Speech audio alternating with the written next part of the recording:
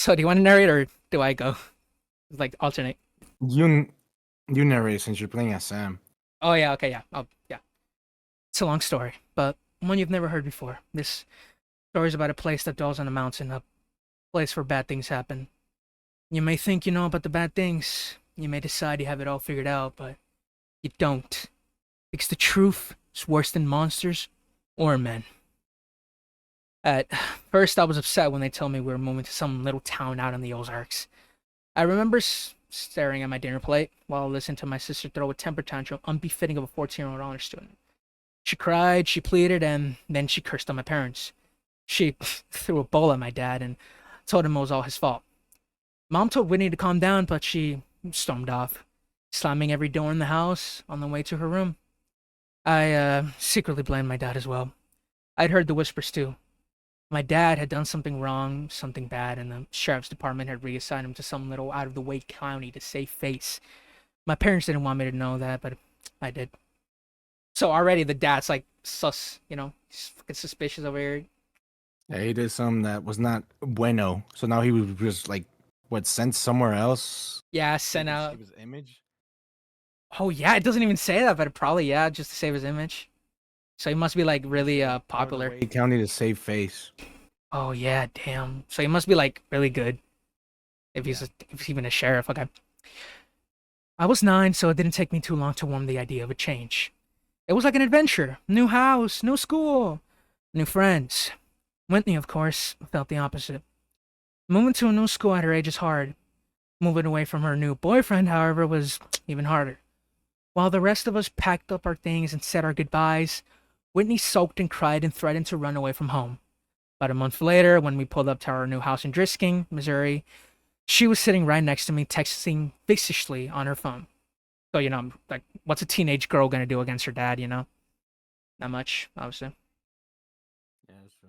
Thankfully, we moved over to the summer and I had months of free times to explore the town. When dad started his new job at the sheriff's office, mom drove us around the city commenting on this and that. This city was much, much smaller than St. Louis, but also a lot nicer. There were no bad areas, and the entire town looked like something you'd see on a postcard. Drisking was built in a mountain valley surrounded by healthy forest land with walking trails and crystal clear lakes. I was 9, it was summer, and this was heaven. We'd only been living in Drisking a week or so when our next door neighbors came to came to introduce themselves, Mr. and Mrs. Landy, and their 10-year-old son Kyle. This is funny because my friend's middle name is Kyle, so he's obviously gonna play. While Yeah, our bro. Honestly. while our parents talked and drank mimosas, I watched the Landy's lanky red-headed son hung out in the doorway, shyly eyeing the PS2 in the living room. Okay, Do you play? I asked. He shrugged. Not really. The fucking 10-year-old's gonna sound like this. Okay. Hold on. He shrugged. Not really.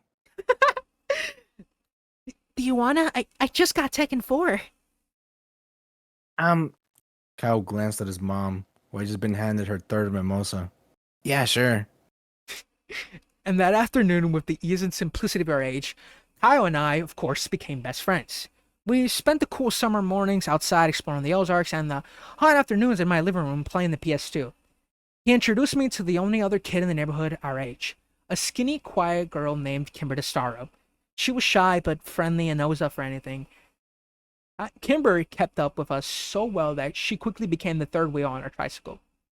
I think I left it out, but in other iterations, the author made perfectly clear that what's it called? Sam's new house, like the Walker's new house, is like Yeah. almost a mansion. It's like extremely high end. Yeah, really big, almost better than the one from St. Louis.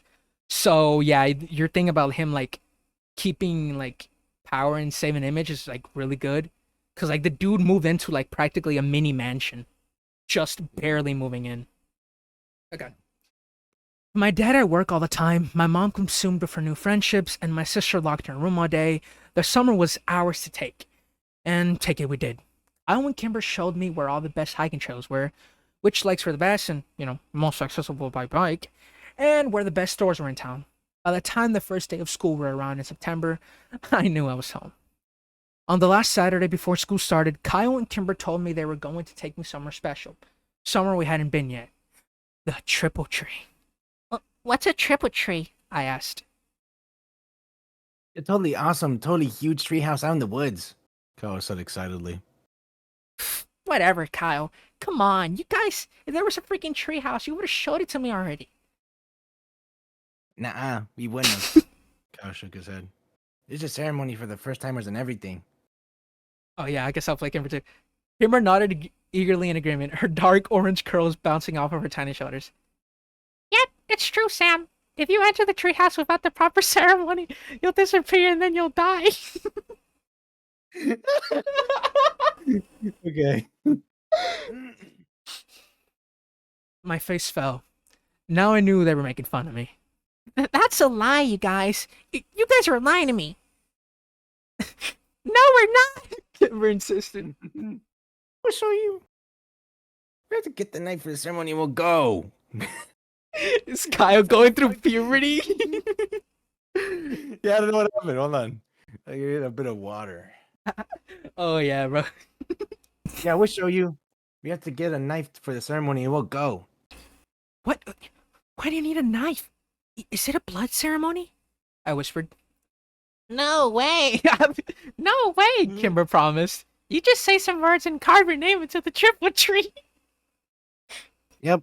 Only takes like 1 minute. Kyle agreed. And it's a really cool treehouse? I asked. Oh, yeah. Kyle promised. He's going through puberty. I'm loving this, bro. The bro is going through puberty right now. Okay, I guess I'll do it then.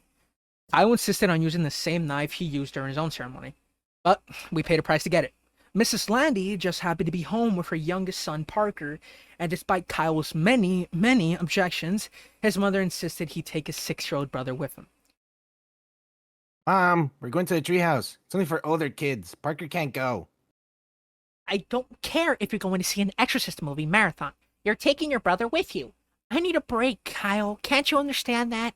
And I'm sure your friends won't mind. She flashed Kimber and me a challenging look.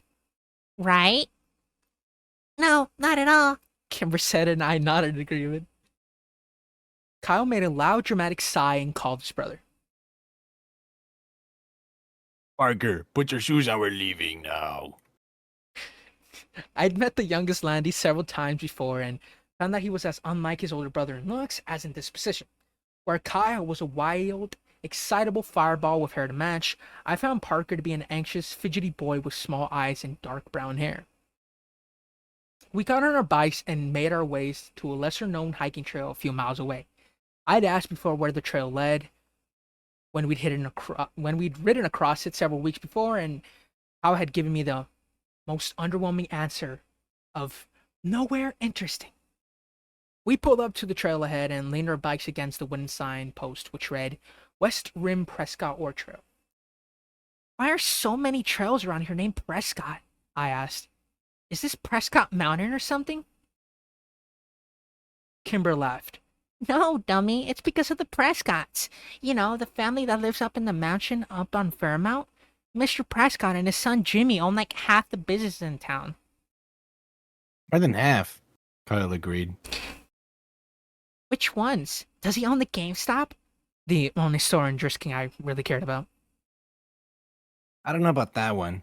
Kyle wound the lock around the 4 bikes and clicked the bar into place, then spun the numbers on the dial. But like the hardware store, the pharmacy, Glitton's on 2nd and the newspaper. Did they start this town? I asked.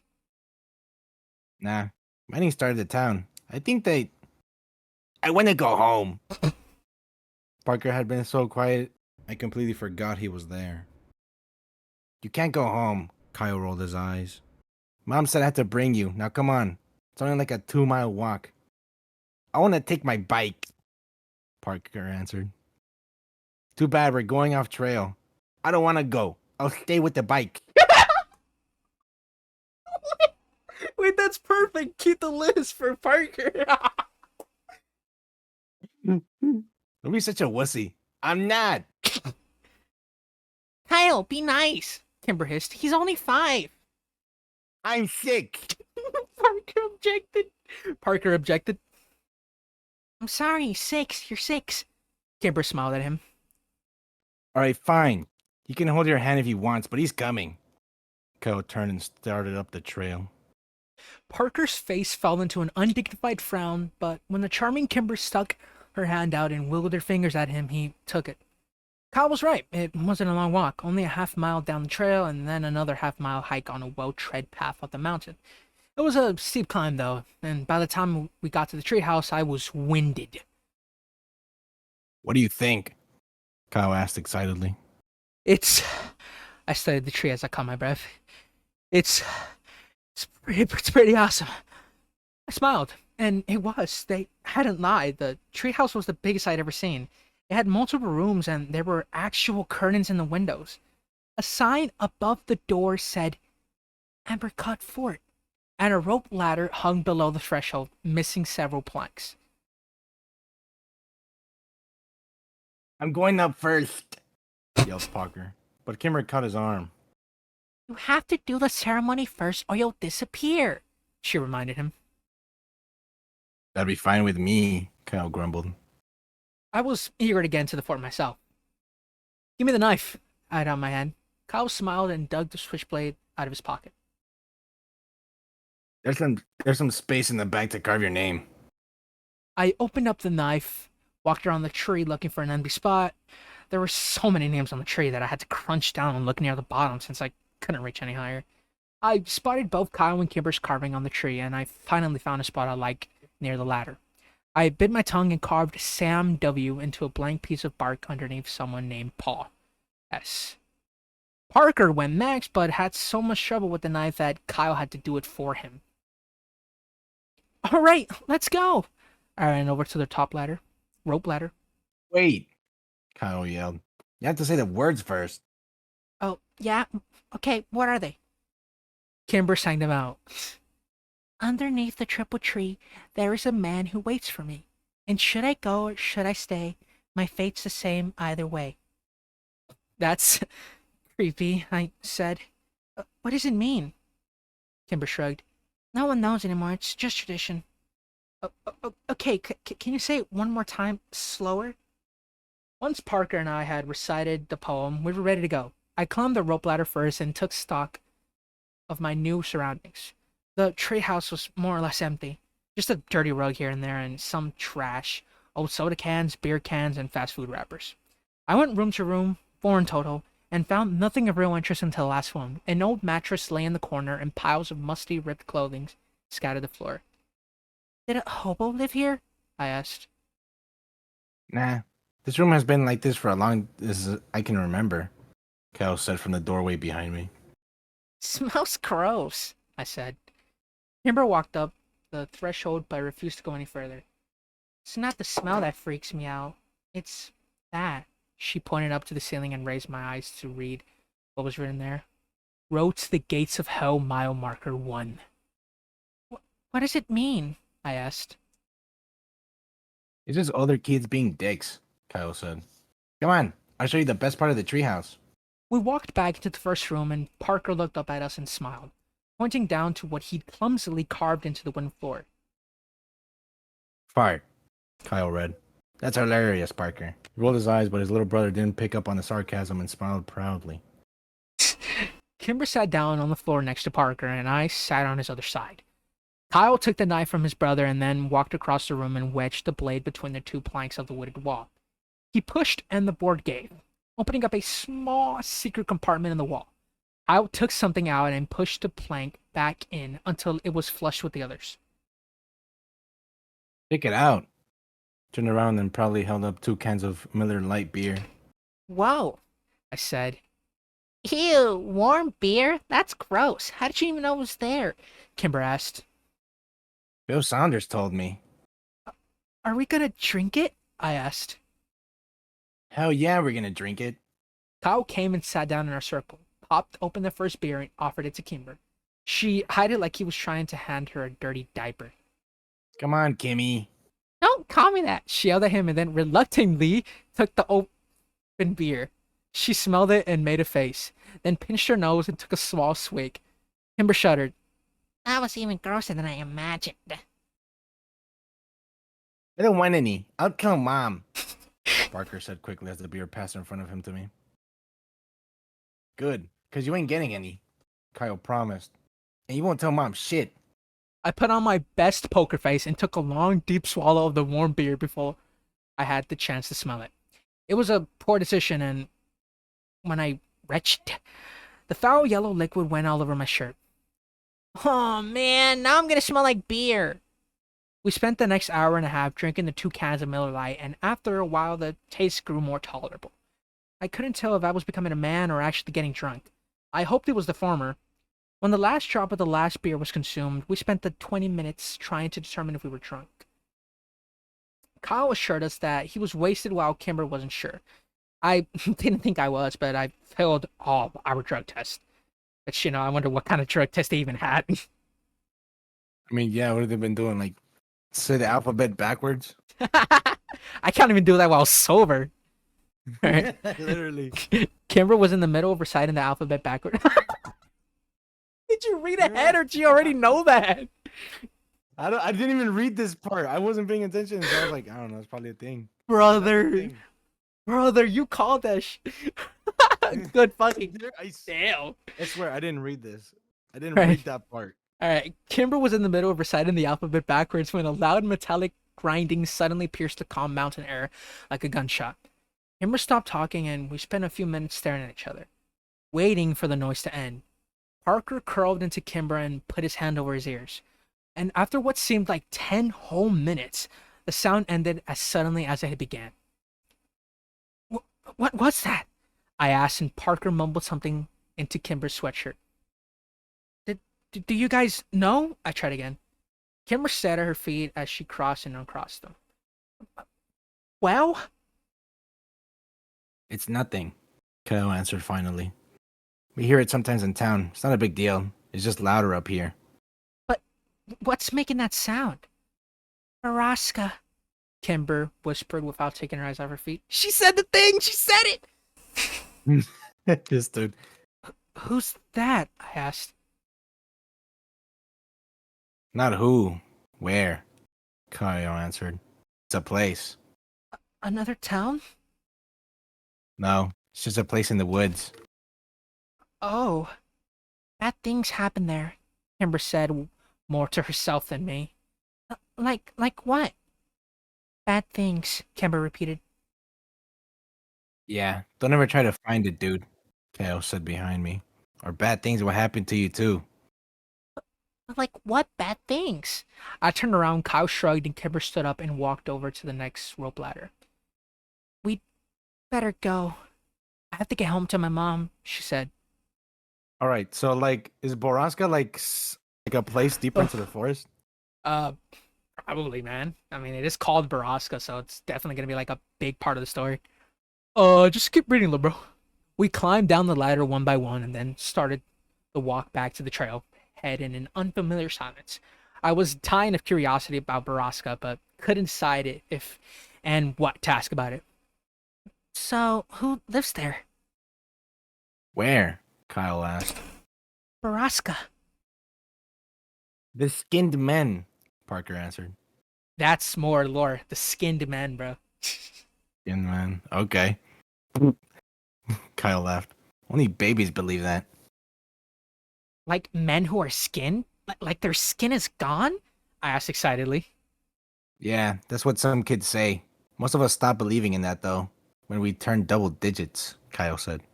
I looked back at Kimber, who was still 9 like me, but she was staring down the trail, ignoring us. That seemed to be the end of the conversation, and by the time we reached our bikes, the awkwardness was gone, and we were giggling, trying to decide if we were too drunk to bike home. School started 2 days later, and I'd completely forgotten about Borrasca. When my dad pulled up to the curb to drop me off that morning, he locked the doors before I could get out. I'll play it, Dad. Not so fast, kid. He laughed. As your father, I get the privilege of giving you a hug and telling you to have a good first day of school. But Dad, I gotta go meet Kyle by the fly before the first bell. And you will, but give me a hug first. In a few years, you'll be driving yourself to school. Let me be your dad while I still can. Fine. I said, is that the voice you're doing? He is a sheriff after all. But that's gonna be really funny and like, never mind. That's gonna be really funny though. Just saying. Fine, I said, exasperated. Little bro doesn't even know what that means. He's like, what, 9? Okay, and leaned over to give my dad a quick hug. Thank you. Now go meet your friend. Your mom will be waiting here to pick you up at 3:40. I know, Dad. Why can't I take the bus like Whitney? When you're 12, you can take the bus. He smiled and unlocked the doors. Until then, I get to drop you off in the mornings. If you think it'd make you look cooler, you can ride in the back seat behind the cage. Dad, just don't. I threw open the door of his cruiser before he could say something, and anything more, and ran as he laughed behind me. Kyle was already waiting for me. Kyle was already waiting for me at the flagpole, and he'd found Kimber too. You almost missed the bell, he yelled when he saw me. I know, sorry. Whose class are you in? Kimber asked. She was wearing a red sweater and leggings with frogs on them. Her curly orange hair was brushed into ringlets, and her lips were pink and shiny.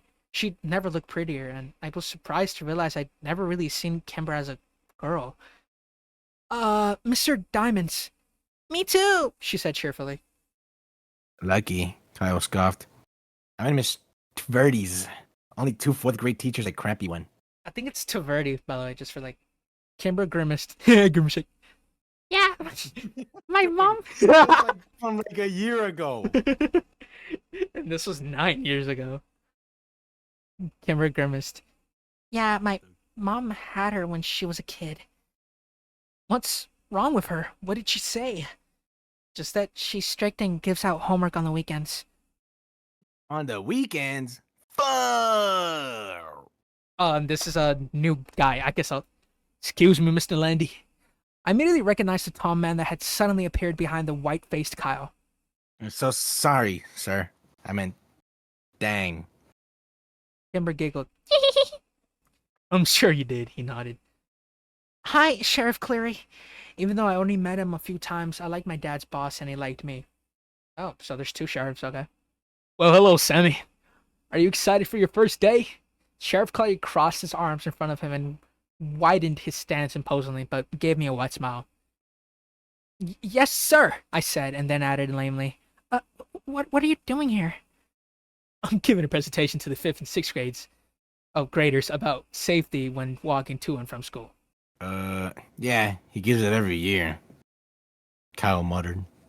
Cool. I smiled. Sheriff Clary nodded at me and then turned and walked away. I looked around confused. Where's Kimber? She took off. She's annoyingly on time to everything. As if to illustrate his point, the bell rang. We both ran up the stairs and inside.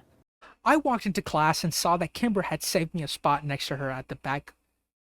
Mr. Diamond, a short, round man of 40 or so, nodded at me when I came in. Mr. Walker, I presume. I already. Whatever. Since he's short, I was gonna give him like a midget voice. Oh, you can go ahead, bro. You can go ahead. Right. Mr. Walker, I presume. Yeah, that's me. I mumbled as I rushed past him to the next desk next to Kimber. Welcome to Drisking Elementary. And for the rest of you, welcome back. Go Grizzles. Go Grizzlies, I mean, shit. I can imagine this teacher. The class echoed a reluctant and subdued, "Go Grizzlies!" Kimber introduced me to other kids in the class throughout the morning. Most of them were nice, if sort of underwhelmed by me. They said their hellos and asked where I was from, and the conversation usually ended with an unimpressed, "Okay." A group of girls who sat near the front snuck looks at us, and all morning it snickered. I asked Kimber who they were, and she just shrugged. During our second break, they came up and talked to me. Are you friends with Kimber Taro? A tall, dark-haired girl asked me.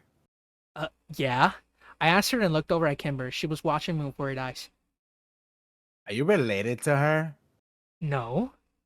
I didn't think so because you don't have orange hair. I didn't know what to say to that. You don't have to be friends with her, you know, said the second girl with the oddly round face. That's crazy. Okay. I want to be friends with her. A third girl behind the other 2 snorted. She had pretty auburn hair and a rude upturned nose. Well, if you do, you're gonna be in an ugly kid group, the first girl warned. And once you're in that group, you can never leave it. Better than the bitch group, I said. Rude nose and round face, gasp, but dark hair smile. That's crazy. She said, and the three returned to their corner of the room. I sat back down next to Kimber, feeling like a badass. It was the first time I ever used a swear word in front of anybody other than Kyle. What did they say to you? Kimber asked nervously. They said you're too pretty to be near them and that you make them look gross, so we have to stay away from them. Liar, Kimber answered, but I could tell she was smiling. Bro has Riz, apparently, damn. Wow, wow, wow, wow. We met Kyle in the cafeteria at lunch, and he had nothing but bad things to say about his morning. Mrs. Taverdi was old and mean, and she made everyone come up and say something about themselves, even though the class only had like 14 kids, and they all knew each other. When the bell rang for recess, I went to throw my lunch away with Kyle, and I bumped into a kid I had never seen before. Hey, are you Sam Walker? The kid asked. Oh yeah, Yeah, Oh, your sister's dating my brother. Oh, man. Kyle laughed. Your sister's dating a wit tiger. Shut up, Kyle, the kid grumbled. You're gonna be a wit tiger.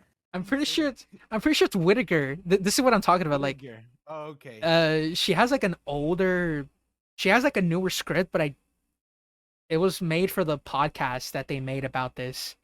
So, as funny as I was, I couldn't help but be a little surprised.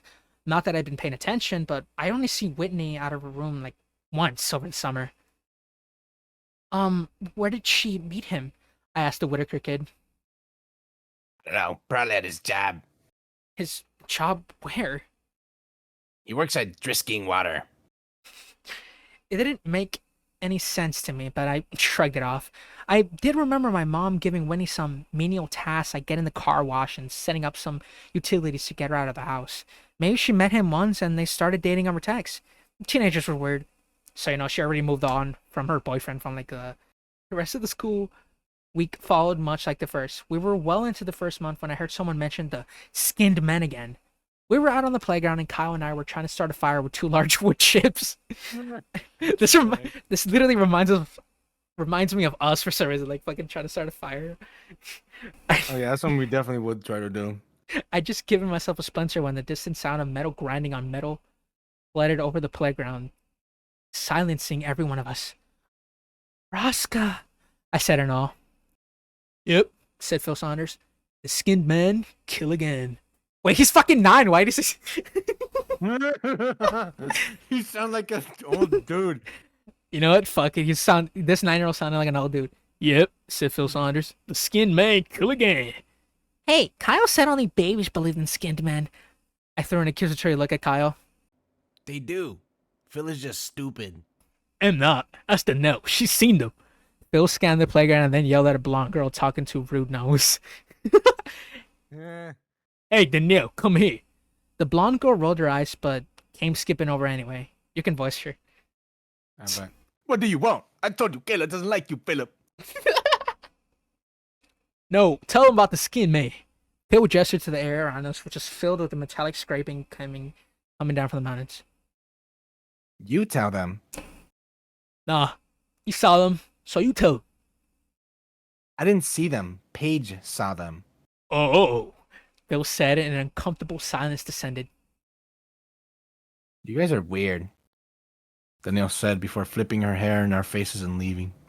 Who's Paige? I asked when she'd gone. Her sister, Phil said. Paige disappeared when we were like 5, Kyle said. After she saw the skinned man, Phil added.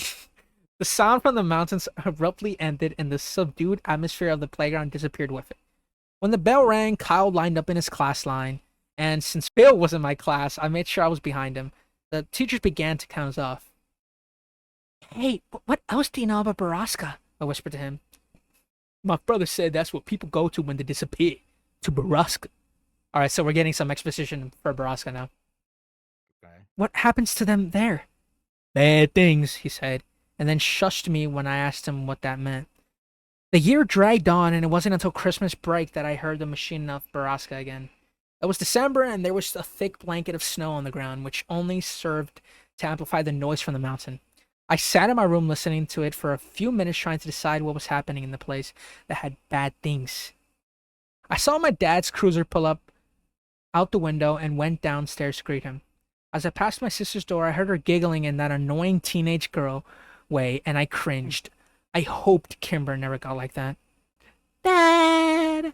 I skidded on the landing just as he opened the door. My dad stomped the snow off his boots and threw open his arms. Sammy, how many years has it been? He joked. It was true. I hadn't seen much of my dad lately since he was working so much. Doing what? I didn't know, since this was the quietest, lamest town ever. Mom thought the sheriff was grooming Dad for his job since Clear was so old, and Dad never really agreed or disagreed with her. He'd only been at the department 7 months after all, and he doubted people in the county would vote for him. Oh, so he's not sheriff. Didn't they call him sheriff? Never mind. Hey, Dad, do you hear that? That, like, machine sounding noise? Yup, I hear it in town every now and then. Do you know what it is? I asked the sheriff about it, and he told me the noise comes from a private property up in the Ozarks. Is the property called Borrasca? I asked quickly. I have no idea. Borrasca, where'd you hear that? I shrugged. Kids at my school? Well, there's nothing to worry about, Sammy. Probably just some logging equipment. But is the place called Borrasca? Like, have you heard that name before? No, I have not heard that before.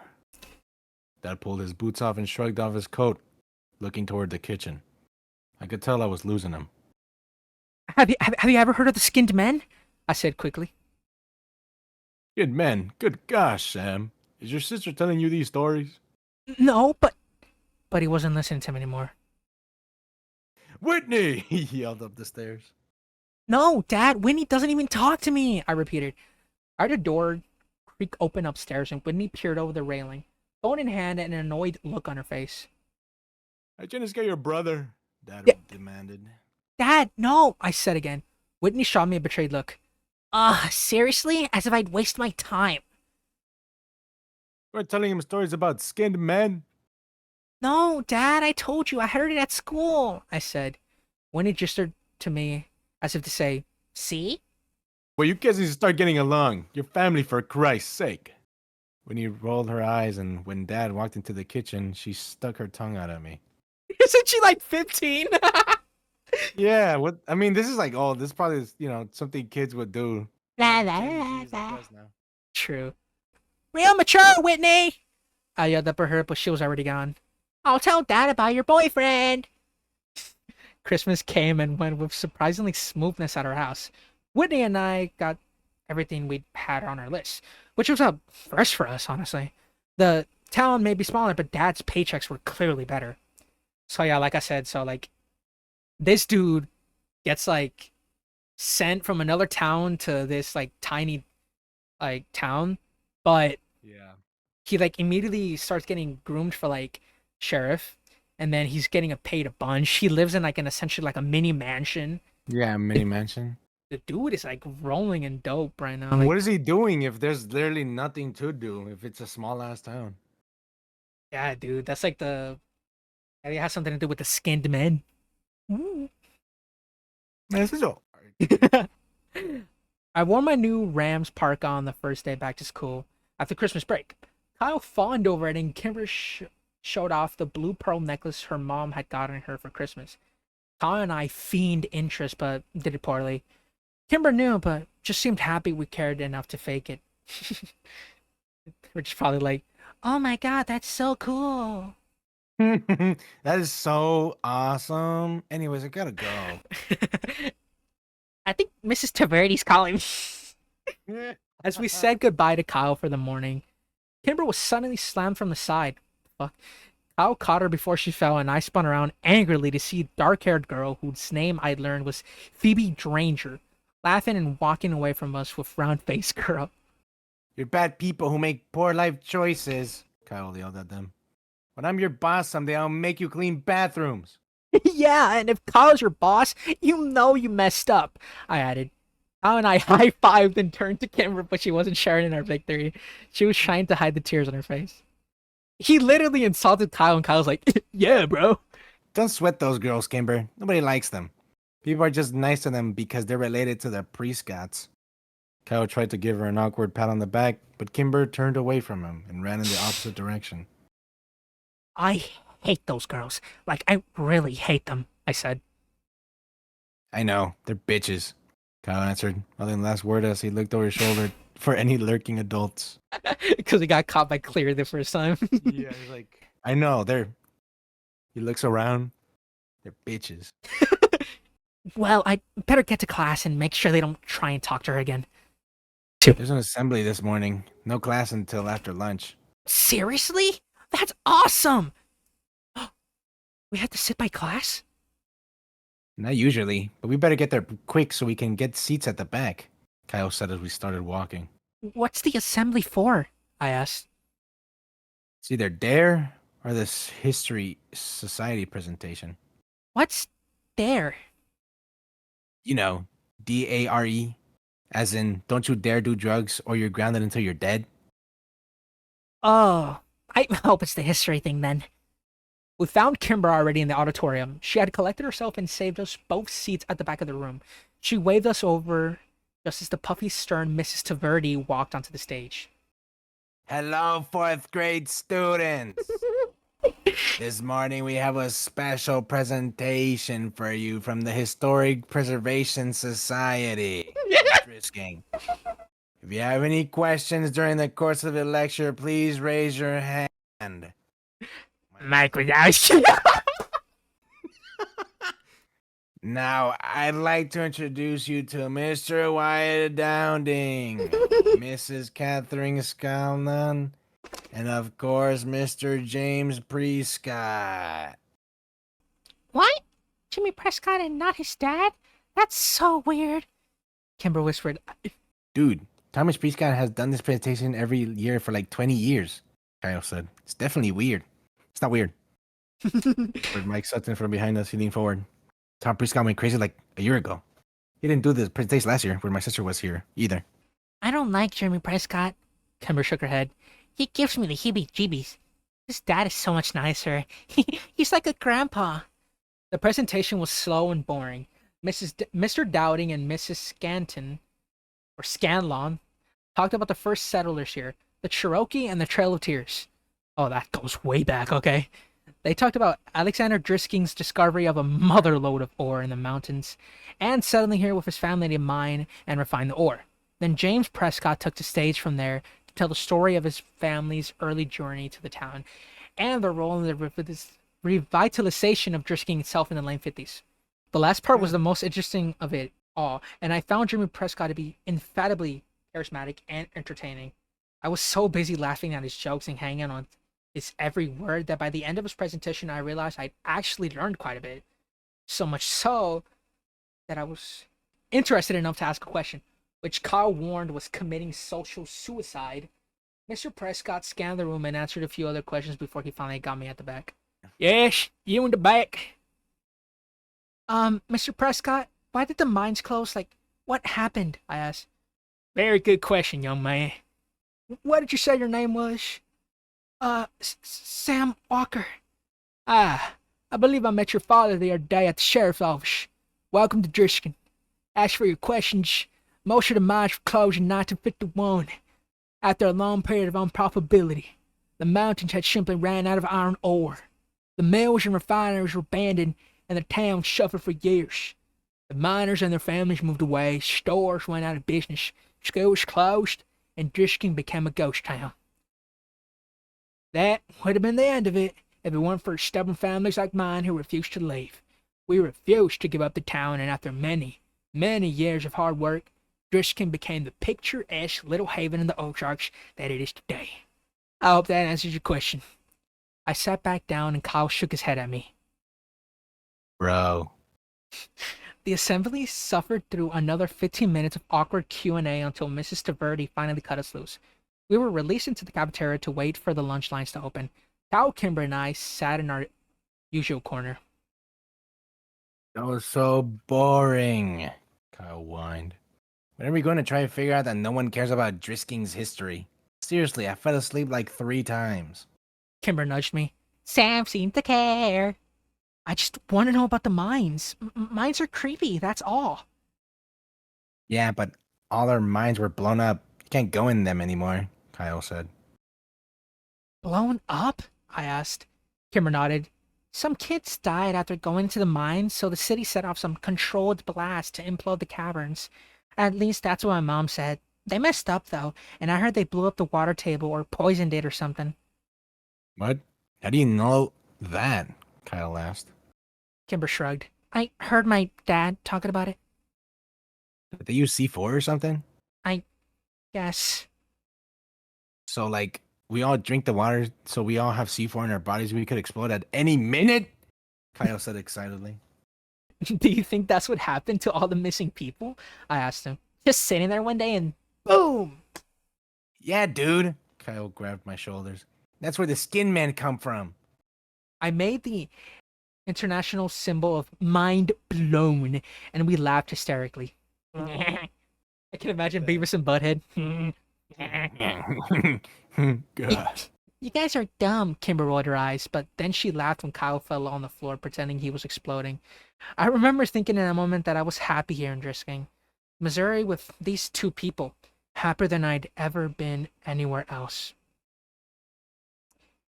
It was the last truly happy moment I ever had. Less than an hour later, Mr. Diamond's phone rang and he exchanged a few quiet words with the person on the other hand, his eyes flicking to and from my desk. It was hard to be surprised then. When he hung up and asked me to come up to the front. When I got there, he told me my mom was waiting for me in the office and I was going home for the day. I traded a confusing, worried look with Kimber, and then packed up my backpack and went to the office. When I got there, my mom was crying. We drove home in a strained silence. I was too afraid what was wrong. Mom parked the car at a block from our house, which was blocked in by several police cars. When an explanation didn't come, I broke the silence myself. Is it Dad? I asked quietly, holding back tears. No, honey. That is fine, she whispered. So it's like Joe and Bonnie from Family Guy. Okay, okay. Then what happened? Whitney never made it to school this morning. Her voice broke over my sister's name. Oh, no, Mom, I think she ditched, I said quickly. I saw her leave this morning and it was really early, like 6, and she was with her friends, Pete Whitaker and that kid, Taylor. We know about all that, Sam. But they made it to school and Whitney wasn't with them. They said she wanted to stop by Circle K near Drisking High, so they left her there. And no one has seen her since. Well, my brain struggled to come up with an explanation. Maybe she's ditching. No, honey. My mom put the car back in drive and drove up to our house, parking behind a police cruiser. The police, as well as your father, think that Whitney is with Jay. But she has a boyfriend here. Found her books on the floor of her room this morning and half her clothes gone along with some cash of your dad's. But... Right now we think that she hitched the ride to St. Louis and that she's with Jay. The sheriff's office is trying to contact the boy's parents now. Whitney, run away? Anyone who knew my sister knew she was prone to dramatics and empty threats. Plus, she was dating Chris Whitaker's older brother, Pete. I was sure of it. We walked up the steps and into a house filled with stale coffee and quiet murmurs. I tried to remember if Whitney herself had ever actually confirmed she was dating Pete, but I drew a blank. When we walked in the kitchen, I saw my father sitting at the table, staring at phone records, head in hand. He looked up when I came into the room and he gave me a weak smile. Hey, buddy. Dad, I have to tell you something. I felt a heavy hand on my shoulder and turned to look up at the solemn Sheriff Cleary. Everything and anything you might know, son, no matter how trivial you would think it is. I nodded and sat down at the table with my dad as my mom handed the big man a cup of coffee. Here you go, Sheriff, she said weakly. Please, Mrs. Walker, call me Clelian. My mother nodded and retreated back into a darkened corner to talk quietly with Sheriff Cleaver's wife, Grace. What do you know, Sam? My dad asked as he rested his chin on his hands in a mock symbol of prayer, as though I may deliver him from his suffering. Well, I heard Whitney had a boyfriend. That guy, Pete Whitaker, that she's been hanging out with. And I saw him and Taylor Tranger leave this morning before me. What time did they leave? Asked the sheriff. I don't know, like before 6? He nodded. That matched the statements of Taylor Tranger and the Whitaker boy. My father's head sunk lower into his hands, and I knew I'd let him down. But, I rushed, I don't think she went back to St. Louis because she was dating Pete. And I don't think she wanted to be with her boyfriend back home anymore. I understand that, son, but a teenage girl's mind is a complicated thing. My officers are trying to get a hold of the boyfriend's family back in St. Louis. Larry nodded to my father. Now, why don't you head up to your room and let us work, Samuel? I looked at him in surprise. What? No, I want to stay down here. I can help. No, son, there's nothing more you can do here. You've been a good brother. Now, let us handle this. But I can help. You already have. Dad! I looked over my dad with begging eyes. What are your rooms, Sam? He said quietly after a moment. Dad! No. I was so angry I did the only thing that I could to make my rage known. I stomped upstairs, slammed the door, and then sat on my bed in disbelief. The tears came then, and I laid there, feeling hopeless, worthless, and scared for my sister. I thought about all the places Whitney could be. What, was she scared? Was she alone? Was she dead? When the sun began to set, I finally got out of bed and went to check my email. I was expecting lots of messages from Kimber and Kyle, but there was only one. Did she go to the treehouse? I sat staring at the computer screen for almost a minute. Kimber's words from last fall echoed into my brain. If you enter the treehouse without the proper ceremony, you'll disappear and then you'll die. I didn't buy that Whitney had gone to Circle K that morning, and I especially didn't believe that she'd hitchhike out of town. Nothing they were saying downstairs made any sense, and if you knew my sister... But maybe this did. Maybe she and her boyfriend went to the treehouse to make out or something, and maybe he left her there. Maybe she'd gotten lost, or maybe the skinned man had found her. That was the worst thought of all. I didn't need to sneak out, all because the police were too busy with my parents to care about me anyway. I snuck my bike out of the garage and rode 3 miles to the West Rim Prescott Ore Trail. When I got there, I saw 2 bikes already, locked to the signpost, and my 2 best friends sitting in the snow next to them. I knew you'd come. Kyle said when I pulled my bike and Kimber ran up to hug me. I'm so sorry, Sam. There was nothing for me to say, and they didn't push. Kimber took my arm, and we started up the trail. The silence between us was stretched but comfortable. We trudged through the snow and all that, while I searched for the telltale footprints of others. But the snow was coming too fast. The hike up the mountain was harder and wetter than we'd come in the fall, and when Abercross Fort finally came into view over the bridge, it was a welcome sight. The sun was getting low, and we hadn't brought flashlights. I fell as I ran up to the tree, calling my sister's name to the quiet wild. Kyle was right behind me and leapt impressively onto the rope ladder, climbing quickly up to the planks. I kept calling Whitney's name, waiting for Kyle to yell that he'd found her or there was at least some sign of her. And then I heard Kimber quietly say my name from where she stood at the triple tree. I ran over and tried to follow her eyes to confirm that I already knew it was there. And then I found it freshly carved near the top. Whitney W. My breath froze in my chest and my visions blurred with unwelcome tears. And as the sun took its last desperate breath before plunging into the deep of the horizon, a deafening metallic whirl sang out from the wilderness and spilled down the mountainside. So that's part 1, bro. Hey, wait, okay, so that noise is heard all over the entire town? Yeah, apparently, like, so far we've heard it like 2 times before the final time, right? So I think if you remember another sound, at first when they first went to go visit the triple tree, and then when they were at school, And that was Oh, pretty that's much. cool. And then the third time was this one. And coincidentally, or who knows, maybe Whitney went missing, and the metal sound just began. You know, it's either like it's either a coincidence or maybe the Okay. monsters know. This is what I think.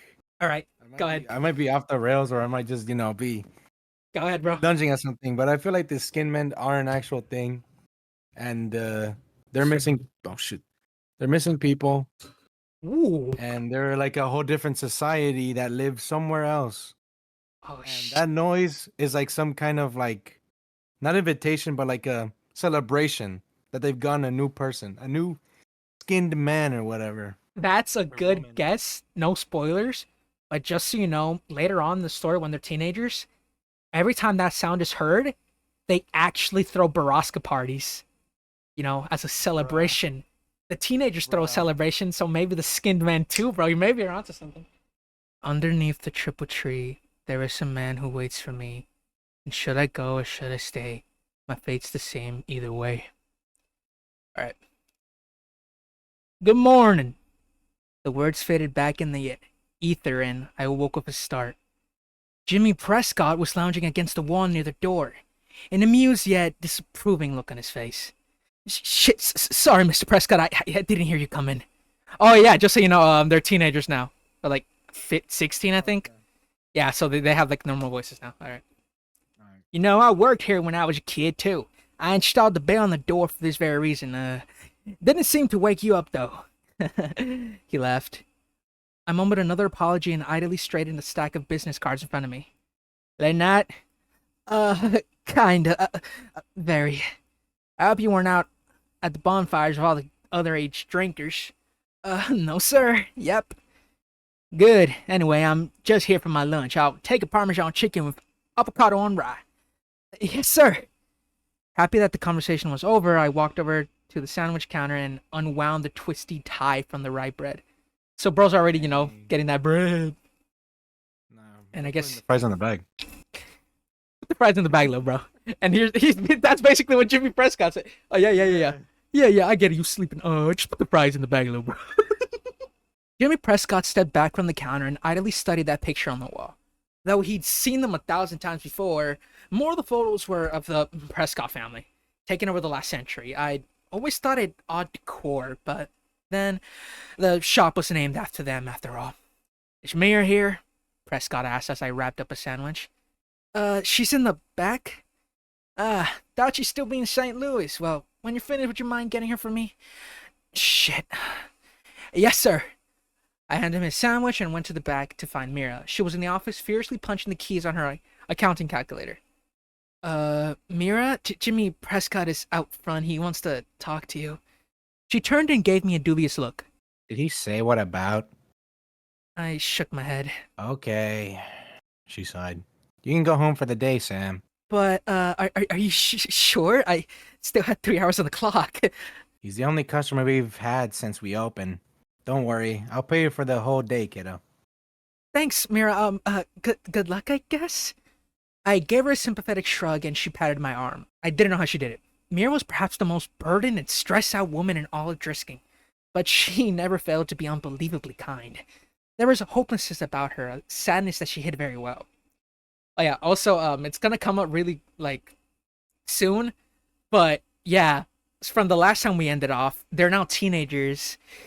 He's kind of had to live with the fact that Whitney's been gone for 5 years. yeah. It's, that's fucked up. It's weird, it's like the whole world ended for him, but he has to keep going, I guess, which I guess he's handling it well.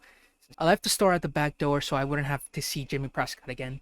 His weird yellowed amber eyes always set me on edge, not to mention he was a total tool. Once again, not to fucking pause immediately, but it's comparing his thought on Jimmy Prescott back then when he was asking him questions out in the conference, right? In the gym. Yeah. To now saying that he's this weird yellow-eyed freak almost. Yeah. He probably grew up and he was like, oh. Thinks differently of him. Yeah, I guess, he's his boss technically. I think Mira's his boss. He's the owner of the whole store because, they're rich. Yeah. Cash money. All right. I hopped in my car and texted Kyle that I was off work. He answered immediately and told me to come meet him. I happily whipped my apron off over my head and threw the car into reverse. Crystal Lake was my favorite place in all of Drisking. I had to park almost a mile away since the lake was so packed. I eventually found Kyle and Kimber sitting on a rock that jutted over out at the beach. Kimber was sunbathing in a blue floral bikini, and Kyle was wearing his "no one can tell where my eyes are looking" sunglasses. Rizzler. Wait, is that Riz or sexual harassment? Alright. I call it Riz. That's too okay. Hey, what'd I miss? I asked, sitting down next to Kimber. Not much, she answered, stretching and sitting up. Just more beer? She dug into the cooler behind her and tried to hand me a Blue Moon. No, I got any Exergen? I waved it away. Oh no. Kimber gave her, "I'm sorry, pal." Okay, then, just take those sunglasses. I held my hand out to Kyle, who looked back at it in horror. What? No, fuck off. Oh, come on, Kyle. Give me your sunglasses. Sam didn't get to sleep off his hangover like we did. I smiled at Kyle and he tightened his lip. We both knew exactly what I was doing. Kimber stroked Kyle's arm in encouragement. Please? She asked. Fine. He said and shoved his blue blockers at me. I put them on and sat back, turning my head to watch the girls on the beach below. Phoebe Dranger, dark-haired girl, was there lying on a towel next to Round Face and giggling. It still seemed unnatural to me to see the two of them without Rude Nose. The three had been inseparable, working as fluidly together as the gears in a watch, until Christy had fallen in love with some college kid and run away. Yeah, if you How'd you get out of work early anyway? Kyle asked. What are you gonna say? I was gonna say that's like the kind of same excuse they gave for Whitney, no? Like Yeah. she Like right off the bat, as soon as it was mentioned that she wasn't there anymore, I was like, nah, she's dead. who, Whitney or the round nose? The round nose. Oh yeah, okay. Prescott came in. Ew, Kimber squirmed. He totally freaks me out. He's been staring at me since like 5th grade. Oh. Ugh. Next time he stares at you, let me know and I'll knock him the fuck out. Carl had always been protective over Kimber, but ever since they started dating, it'd gone 10 times more unbearable. Oh shit, so Sam got cucked. Technically. Kimber winked at him. So, what did he want, Sam?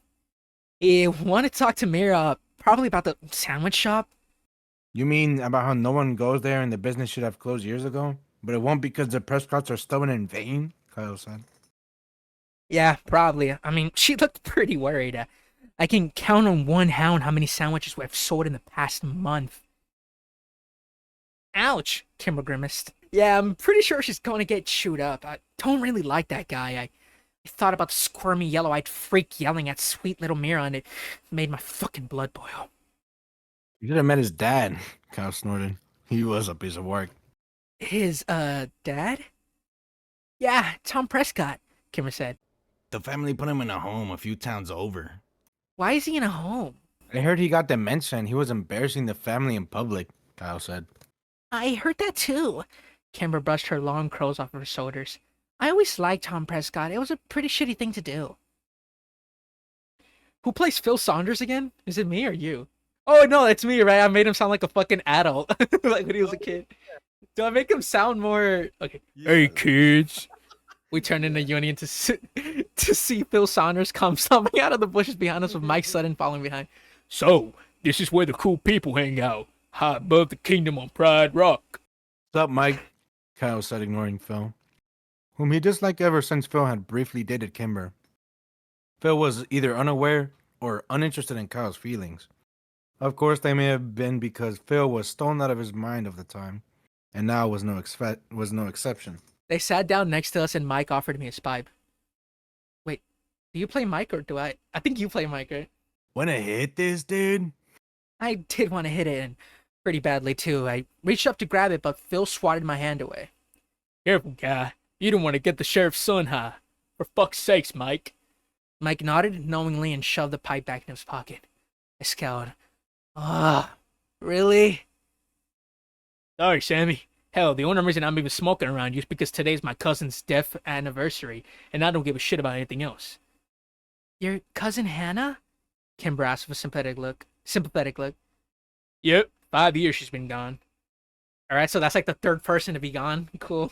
Too many people disappear in these woods, man. Mike said as he exhaled a cloud of smoke. Yeah, man, Phil nodded. You know, sometimes when I'm high, I can see them all. And I feel like I know the answer to the mystery, man. Like I'm so close to solving it. It's just something I can see. Like they're all puzzle pieces. And in my mind, I see the puzzles put together, but I can't tell what the picture of is of, you know? You're fucking high, Saunders, Kyle said. We all are, man. We all are. Everyone in this town is drinking the fucking Kool-Aid. Eyebrow at him, but said nothing. Everyone except the dead ones. I can see what they looked like before they went into the ground. Or is it the grounder? Shit, I don't know, man. Mike said to the space in front of him. They're all fucking high, man. Dang. Yeah, I see all those people. Anna, Paige, Jason Medley. Hell, I even see your sister Walker. Wait, how many people? 1, 2, 3. Holy shit. Damn. That's like, But it's been happening ever since these dudes moved in here. apparently, because they said, like, ever since, like, I think Phil was 5 and, what's it called? Sam wasn't even there until he was 9. So it's been happening way before Sam, apparently. Kyle, who I knew had been monitoring the conversation from mention of this very thing, sprang to his feet and opened his mouth to yell at Phil. Nah.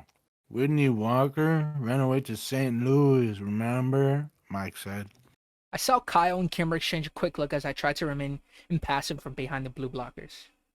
Alright, so yeah, like, Kyle and Kimber are aware that this is like a tough subject for Sam, you know, like being good friends, I guess. That true, man? Phil asked, and there was. I knew Kyle and Kimber had always wondered what I thought about Whitney, and if I'd ever accepted the official statement that she and Jay had run away together. They were kind enough not to bring it up, but I knew they wanted to know what I believed. What I thought had really happened. I loved them both, and I wanted to talk to them about it, but I just couldn't. Everyone thought that I had spent the last 7 years quietly grieving and that I put the incident behind me. At least that's what I tried to show them. Truth was that I'd never given up on Whitney. I'd waited years for Jay to show up on social media, and when I finally found him last year, I'd been devastated. I'd always hoped the official report was right and that Whitney was somewhere far away from here, alive and happy with Jay Bauer, but his MySpace page showed a thriving teenager still living at home with his parents. His ex-girlfriend Whitney the furthest thing from his mind. So already the official statement is wrong. Although it's kind of weird that Sam had to do the fucking looking and not, you know, the sheriff and the Yeah, not even the cops. cops. He had to bring it in there. That's what I'm reading right now. Yeah. When I brought the evidence to my dad, he read the pages. I printed off and then shut the door to his office with me on the other side. I heard him crying in there for hours as I waited for him to reopen the case and bring the smackdown on the Butler County Sheriff Department. But justice had never come, and we never mentioned Jay Bauer again. Right? So at least the dad's, you know, crying for hours. That's semi-normal. Alright, but isn't he... Just accepted the fact that she's just gone. I guess, yeah, but that's kind of a shitty thing, like, presented with new evidence? Fuck that. Alright. For whatever reason, I never told Kyle and Kimmer about any of that. If you've been looking for years, especially there's been years and they haven't found her at all, it's gonna suck. True, yeah. I think even in, like, real life, they give it, like, what, maybe 1 month, and then they presume them dead. For whatever reason, I never told Kyle and Kimmer about any of that.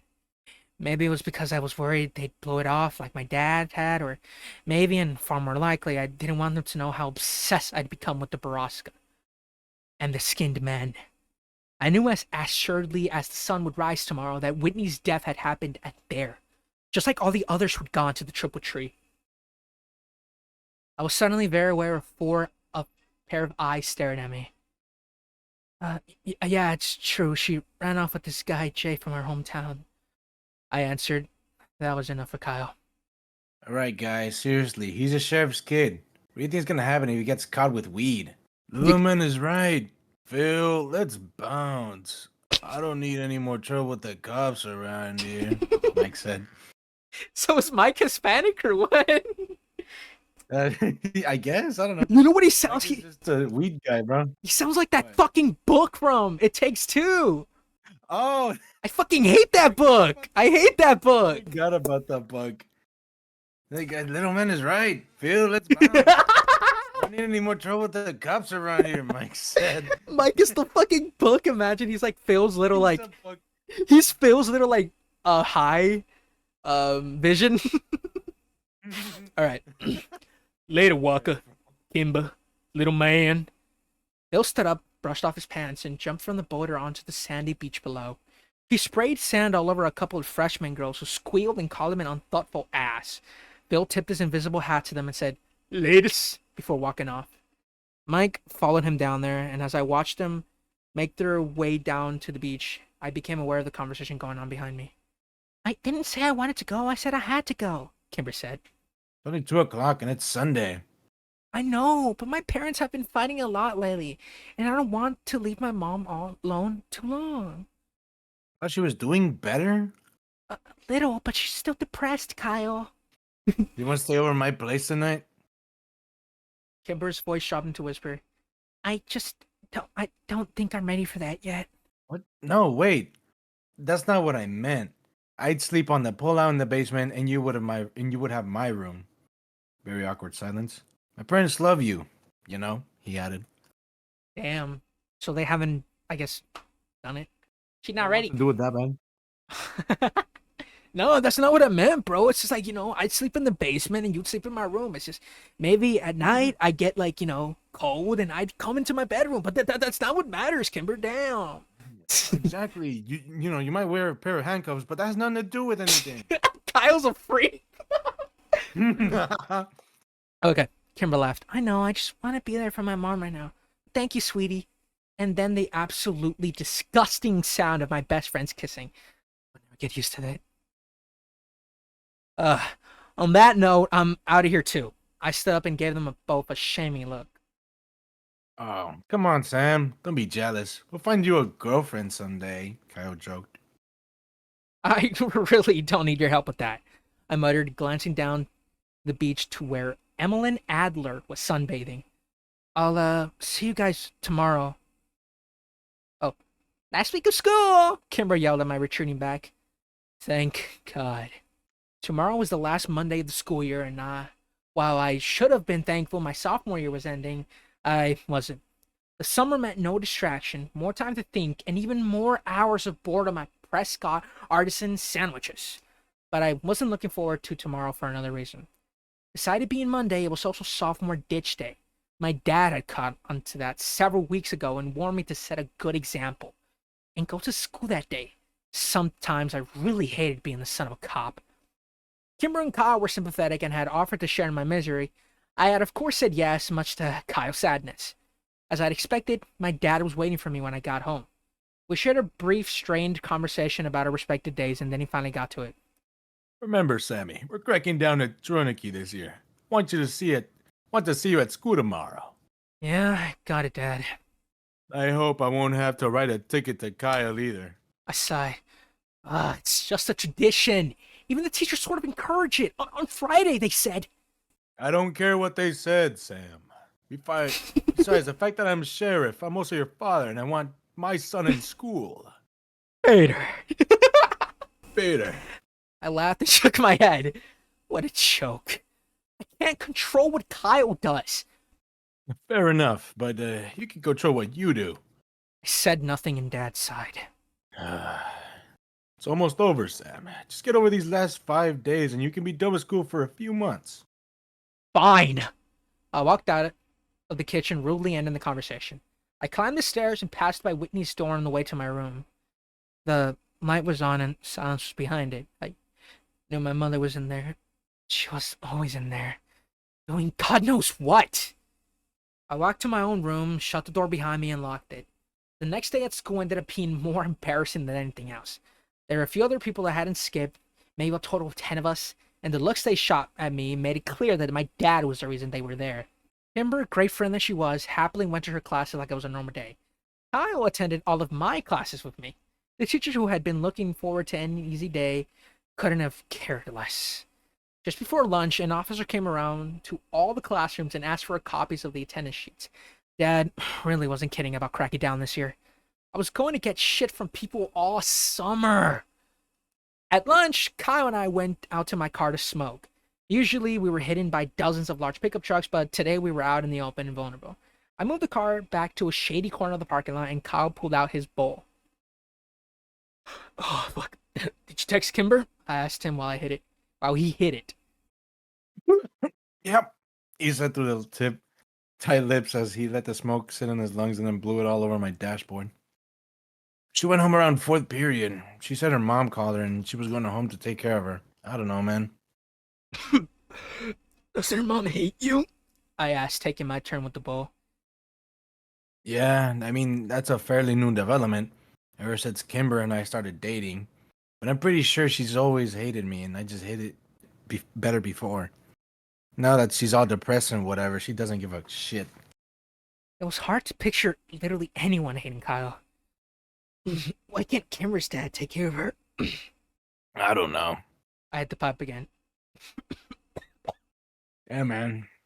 It's not even go back today, Kyle said. You think? I asked. Yeah, I mean, you put in 4 periods. You've been a good son. And Officer Dickass already came around and collected the attendance sheets. Dick ass? Really? You're better than that, man. Officer Ass Dick? You're fucking baked, Kyle. Seriously, man, it's dip. I thought about it a second. I was right. I'd done my duty as a son, and if I left now, I'd have enough time to go to the game shop before work. Fuck it. I turned on the ignition. Kyle sat up in his chair and rolled down the window to clear out the smoke. Hey, man, can you drop me by Ambers? Sure, but how are you gonna get home? Can you come get me after work? What if her mom throws you out again? Cal rolled his eyes. That was one time. Why can't they just drop you at home and you can take your own car? I need new tires. New tires, of course. What Kyle really meant was that his insurance had lapsed and he didn't have any money for gas. Anyway, he'd bought the car last summer after working double shifts at the convenience store for half a year. It was an okay car, newer, but I knew he'd only wanted it to impress Kimber, something he'd vehemently denied. Had it worked? Not in my opinion. It started dating in the fall and Kyle quit his job to spend more time with her. Kimber didn't seem like the kind of girl to be impressed by a Pontiac Bonneville, but Kyle was convinced that was how he'd won her over. I was sure all the car had really done was give him the confidence to ask her out. And now that its part in the romance ended, the car sat in the garage of the Landy home collecting dust instead of memories. GameStop didn't have what I wanted, and neither did Driskin Games and Media. As I had nothing else to do, I decided to show up to work early and hoped that Mira would let me leave early too. I parked in front and walked in the door and surprised to see no one at the front counter. There were only 3 of us that worked at the shop, and sadly I never got to see the other girl, Emily, who worked on the days I didn't. This was disappointing to me since she was half the reason I'd applied there in the first place. I went into the back to tell Mary I was there and found her slumped over her desk on a pile of receipts and paperwork. This wasn't an unusual way to find Mira, but something seemed different today. I immediately felt a disturbance in the force, but before I could run away, she turned toward me and saw I was right to flee. Mira was crying. Are you... are you, I'm sorry. She really said, wiping her eyes. Is it 4 already? No, it's 2:15. I just thought maybe if I came in early... Oh, right. Sure did stay. Mira wiped her eyes only to have them filled with tears again. I don't understand, Sam. The store has been operating in the red ever since I was hired to manage it. What am I doing wrong? I don't know. Offered lamely. The instinct to escape never stronger. No one comes in here, ever, and Mr. Prescott refuses to let me put signs up to advertise. He says they're unsightly, but how does he expect me to pull in business? I need this job, Sam. God, I must have looked like a frightened deer because when Mira glanced over at me, she seemed to subtly collect herself. Go ahead and go out to the front. I'll do your time card. She didn't have to tell me twice. I really liked Mira and I hated seeing her like this. The front didn't end up being much better. I could hear Mira crying over the store's dated music track. Her sobs went from painfully audible to muffled whispers. After half an hour, I decided I had to do something. Since I was entirely unequipped to deal with adult woman's emotions, I decided to call Mira's husband, Owen. He was thankfully at home and answered on the second ring. I'll be right there, I breathed a sigh of relief when I heard a car pull up outside and saw the tall, girthy Owen get out of it. He walked in a quiet lull in his wife's breakdown. Wait, is Owen that one teacher? Remember the one you sounded like a midget? No, that's not. Is that him? That's not him, No, that was right? someone else. Yeah, that had to be some. Okay. I'm sorry to call you at home, Mr. Daly. I didn't know what else to do. That's okay, Sam. You did the right thing. He looked tired, and I could tell the situation wasn't new to him. Is she okay? I mean, like, will she be okay? Oh, yeah, he nodded. We're just going through some things. Oh, Mira said the store's going bankrupt, too. I winced as soon as the words were out of my mouth. Yeah, Owen ran a hand through his hair. That's part of it, although I don't think Jim is going to let that happen. Mira's more upset about... He sighed. Has Mira told you about her, appointments? No. Well, we've been trying to get pregnant for years. Long, painful years. I knew it. What? I knew it was gonna be something like I feel like she's just unable to get pregnant. You're 2 for 2. You also had the fucking... What was it you called? Oh, Kimber, reciting the alphabet backwards. It's just so goddamn important for her to have a baby. And you know she blames me for our problems? He walked around the room, staring at the pictures, not really talking to me anymore. I understand why it's important to her. I just don't understand the obsession with you know? Because she's the last one in her family? Because she's the last McCaskey on the planet? I mean, does she even realize that our baby wouldn't be a McCaskey? He'd be a Daly. I tell you, Sam, never marry a woman with a crazy father and 4 dead uncles. They develop these obsessions with lineage and... 4 dead uncles? What? Oh, yeah, the famous ones. You know, the 4 brothers who died in the Drisking mines? Well, that only left her dad, and her parents were only able to conceive her, which leaves her as the last McCaskey, and hope for the family line. So, of course, you see how this is all my fault. I looked at him blankly and sighed. He sighed. This is so fucking, like, bro, these are grown-ass people, like, fucking trauma dumping on, like, a 17-year-old. Exactly, like bro, just talk that to your wife instead. Oh, here, it even addresses it. Sure about it. Yeah, he's insecure about it. But look, it says right here, too. I looked at him blankly and he sighed. I'm sorry, kid. These aren't your problems, and they're... Yeah, you think these aren't his problems? These aren't your problems. I'm just trying to work here. I'm just trying to work here. Oh, so you want to hear what I have to say, huh? All right. Call him Mr. You're like my damn wife blaming me. He's like, bro, I just make bread here, bro. Please. Sorry. I'm sorry, kid. These aren't your problems, and they're way above your pay grade anyway. I'm just very stressed out these days. Our fertility issues and Miro's absolute adherence to our only other option. It's... But how did they die? I was desperate to talk about anything else. The story of Mira's uncles interested me. He's like, bro, can I just put the fries in your bag though, bro? Please. The McCaskey boys? I don't really know. They died on the mountain somewhere. Oh, well, have you heard of the Skinned Men? Skinned Men? Yeah, I don't think so. What about Borrasca? Owen Daly squeezed his eyes shut and pushed it on his temples with his fingers. What does a Borrasca have to do with anything? Owen? Mira, a voice squeaked from the doorway. Oh, baby, are you okay? Sam called the house. I want to do it. You do? Owen asked dubiously. I called him. His eyes flickered over to me and I immediately looked away. Another conversation I didn't want to be a part of. Sam, why don't you take off for the day? Mira and I will handle things here. Okay. I mumbled and bolted for the door. Once I was in my car and backing away, I called Kyle. Dude, fucking weird shit is going down in this town. What happened? I can't explain it over the phone. Where are you at? I'm at Kimber's. Are you off work? Yeah, I'm coming to get you. By at Kimber's, Kyle meant sitting down on the curb in front of the house. Kicked off the property again. When I pulled up, Kimber came out and met us at the curb. Alright, so they're either talking about, you know, they're gonna fuck in the store, or adoption, I don't know. I mean, Owen was talking about, like, his only other option, so it could either be, like, adoption, or they're gonna fuck. Yeah. Which is why they sent, you know, Sam out, this is, like, he barely clocked in, so he was only there for, like, what, 1 hour, I think? 5 minutes? An hour? Yeah, like 5 minutes, right? He was there, like, 5 minutes, or 1 As hour. soon as he went to the counter, like he just walked in. True, yeah. I'm so sorry, Kyle, she said.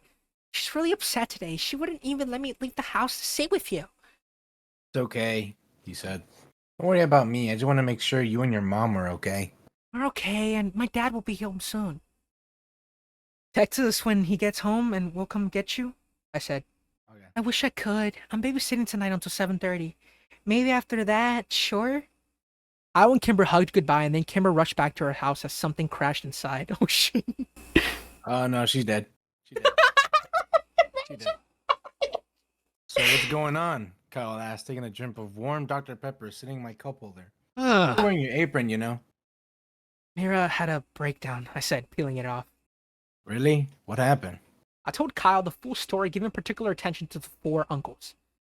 Yeah, the McCaskies. I've heard of them. Didn't know Mira was one though. I thought they were all dead. Yeah, she's the last one. So, like, do you think the McCaskey stuff have anything to do with the other disappearances? It had been a while since I mentioned anything about Borrasca, and Kyle choked a little on the Dr. Pepper. I don't know, man. I mean, maybe if the disappearances started around the same time. How can we find that out? Maybe the cops. They have the police reports. Okay, but, what if I couldn't ask my dad? Kyle shook his head. I don't know then. What about, like, records? The Historical Society people? Maybe? Oh yeah, he said, nodding. We can try them. They're over on Second. They share an office with Drisking Arts and Antiques. I made a U-turn and started back toward town. Hey, why are we doing this? I'd known the question was coming. I had hoped to have more answers myself before I had to give him one. Just, Whitney, was all I could say. I didn't ask anything more.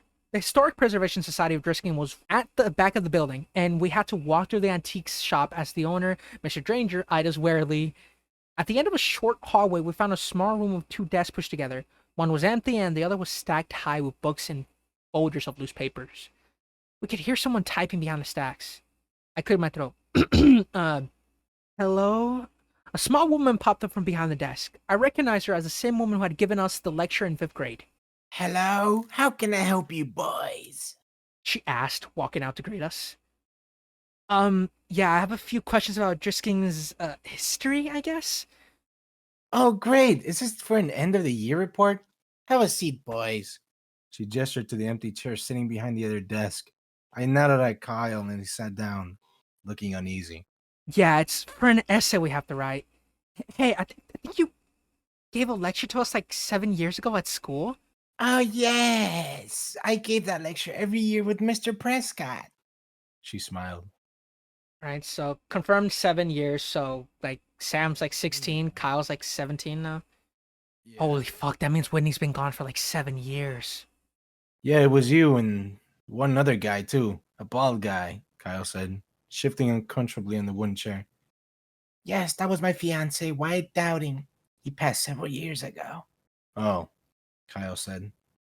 So, Miss, Scanlon, but you can call me Catherine, she said. Catherine, I tried. I hated calling adults by their first names. We want to know about the McCaskey kids. Oh, Catherine said, shaking her head. A dark part of history there, but still history nonetheless. Yeah, so when did that happen? And how did they die? Kyle added. Well, they didn't die. I mean, they certainly perished in the mines, but their bodies were never recovered. So we don't know the answer to that. I would think dehydration, starvation, exhaustion killed them within days of getting lost down there. And your second question was that 1953, I believe. And the mines closed that year? Well, actually, the mines officially closed the year after. There were legal spat between the city and the Prescott family, who wanted to leave the mines open until the bodies were found. The city won and the mines were condemned. Wait, why did the Prescotts care? Don't you want to write this down? Catherine asked. Kyle tapped his head twice with his finger. Catherine shrugged and continued. Well, the Prescott and the McCaskey family were closely related. Tom Prescott was paying teams of unemployed miners to go down in the mines. and search for the bodies. The city had enough of it. The mountain was unstable, and they didn't want any more deaths. The mines had been abandoned years before and were structurally unsafe. After the city banned the recovery teams from the mines, members of the Prescott family started going down there themselves. Finally, the city had had enough of and they had the mines collapsed. With bombs? Carl asked. Well, with explosives, and that's what led to the incident. By this time, the mines had been unprofitable for a few years, and the city was quite broke. They hired a less than reputable company to collapse the mines, and well, when they set off the explosives, they accidentally broke into Driskin's water table. The city went into debt trying to purify the water of Stilton iron ore. It wasn't until 2 years later that things started getting better, thanks to the Prescotts who truly did revitalize Driskin. Kyle's phone chirped and he pulled it out of his pocket. It's Kimber. She wants us to come over.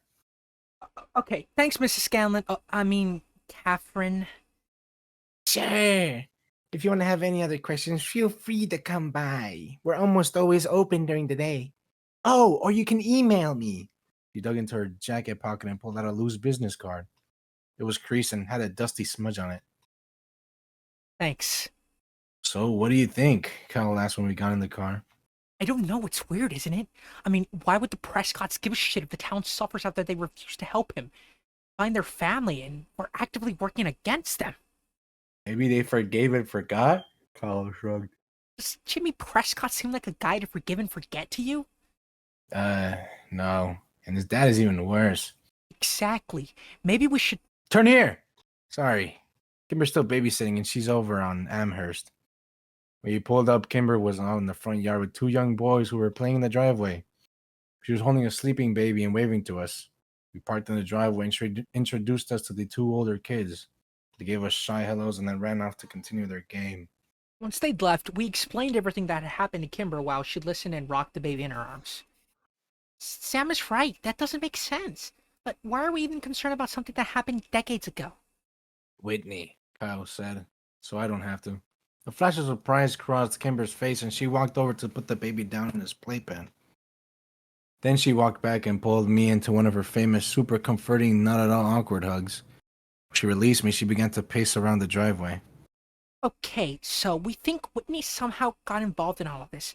And you're right. If we want to figure this out, we need to start at the beginning. Bill is right. Every mystery in this town is one piece of a larger puzzle. It's all related. She stopped and looked over at us. We need to get to the source if we want answers. Yeah, it's not a bad idea, Kyle agreed. I know he likes to hang out in his hideaway and get drunk with ex-Sheriff Clary. No, Kyle, not Jimmy, his dad. Tom? He's so crazy they put him in a home. He's the horse's mouth, though, isn't he? Jimmy isn't likely to know half as much as his dad. But As Kyle and Kimber argued, I watched the kids chase each other around the tree in their front yard. There seemed to be something carved in the bark. Words. Not unlike the triple tree at Amercott Fort. I was too far away to read what it said. He got you, he got you. I heard the youngest one call to his brother. The skin man got you, now you have to die. Nuh-uh, Peter, I was touching the tree. No, you weren't. You're a liar. One of them got you, and now you have to meet the shiny gentleman. No, I don't. Kimber, Josh is cheating. Ain't no way, bro. I shuddered. Wait, what? The name? Oh, yeah. Oh my god, I got you twice here, bro. Wait, but they added more to the lore. Did they mention skinned men?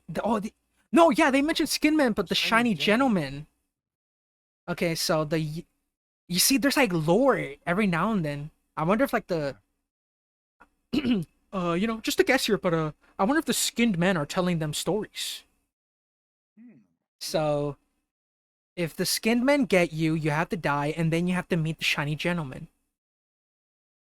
I wonder who. They die. And then Meet their leader, the shiny gentleman. maybe. So it's And like, the leader, or literally a cult, ran by the four brothers who still lived. oh shit, you may be right. Oh fuck. That's why it's called the shiny gentleman, not the shiny gentleman, right? Oh shit. Oh, but it says shiny gentleman, not gentleman. Never mind. Maybe. I don't know. We'll see. Wait, isn't Jimmy related to the what are they called? The McCatskys. Jimmy's related to the McCatskys. Oh yeah, yeah, yeah. Maybe he's the shiny gentleman, and the skinned men are the I don't know, bro. McCatskys. We'll see. Okay, yeah, they were see. Okay. I shuddered and turned away from them. Where's the nut house? I interrupted them. Is it close? It's not a nut house. It's more like a hospice, Kimmer chitted. The rumor I've heard is that he's at Golden Elm, and that's in Cape Girardeau. That's about 40 minutes away. Kyle said to pull out his phone. I'll check the visiting hours for Tuesdays. Sam, do you work tomorrow? I work every day, but I'll get out of it. I promise. Yeah, that's not fucking hard to believe since they keep literally telling him to leave. Literally. Okay, cool. Let's plan to leave after school. The following day dragged on like any last Tuesday of the school year. Most people talked about what they did with their ditch day or complained about a cop showing up at their house to issue them a ticket while sliding less than pleased looks at me. When the final bell rang at 3:30, I grabbed my bag and booked it out to my car. Kyle and Kimber were already waiting for me. The drive took longer than we expected when I got lost in Cape Girardeau. The town was bigger than Trisking, and the streets weren't laid out with any sort of planning or logic. By the time we arrived at Golden Elm, we only had 20 minutes left for visiting hours. We're here to see Mr. Thomas Prescott, Kimber told the nurse at the front desk. We let her do the talking since she had a disarming old-fashioned charm about her that put people in a friendly mood. I think this is the front desk. Yes, a nurse. Oh, Tom? Wow, he hasn't had a visitor since Christmas when his son came up. Sign the check-in sheet and take a visitor sticker. Your family, then? Do you know where his room is? The nurse arched a thin, suspicious eyebrow. I'm sorry, we don't, Kimber apologized. My mother has been asking me to check in on my great-uncle while she's away doing Doctors Without Borders. I should have gotten more information for her, but she only has so many minutes to go home. Oh, of course, dear. Let me get someone to escort you. An orderly led us to Tom Prescott's room, which we found empty. He pointed down the hall and said he likes to read in the sunroom. We walked down the hall and found an old thin man was sitting alone and whispering to himself. He was sitting at a table in front of a backgammon board, moving chess piece around it. Okay, yeah, that was a weird sentence. Okay. Prescott, Kimber said, smiling. He didn't look up, and I wondered if he heard her at all. Kimber took a deep breath to try again, but the old man suddenly slammed his fist on the table. I'm him, God damn it! I'm Mr. Thomas Prescott. Don't call me Tom. People's kids used to have more respect. I'm sorry, sir, Kimber said gently as she sat down in the chair opposite to him. You kids have no respect. You know who I am? It's my son that's done it.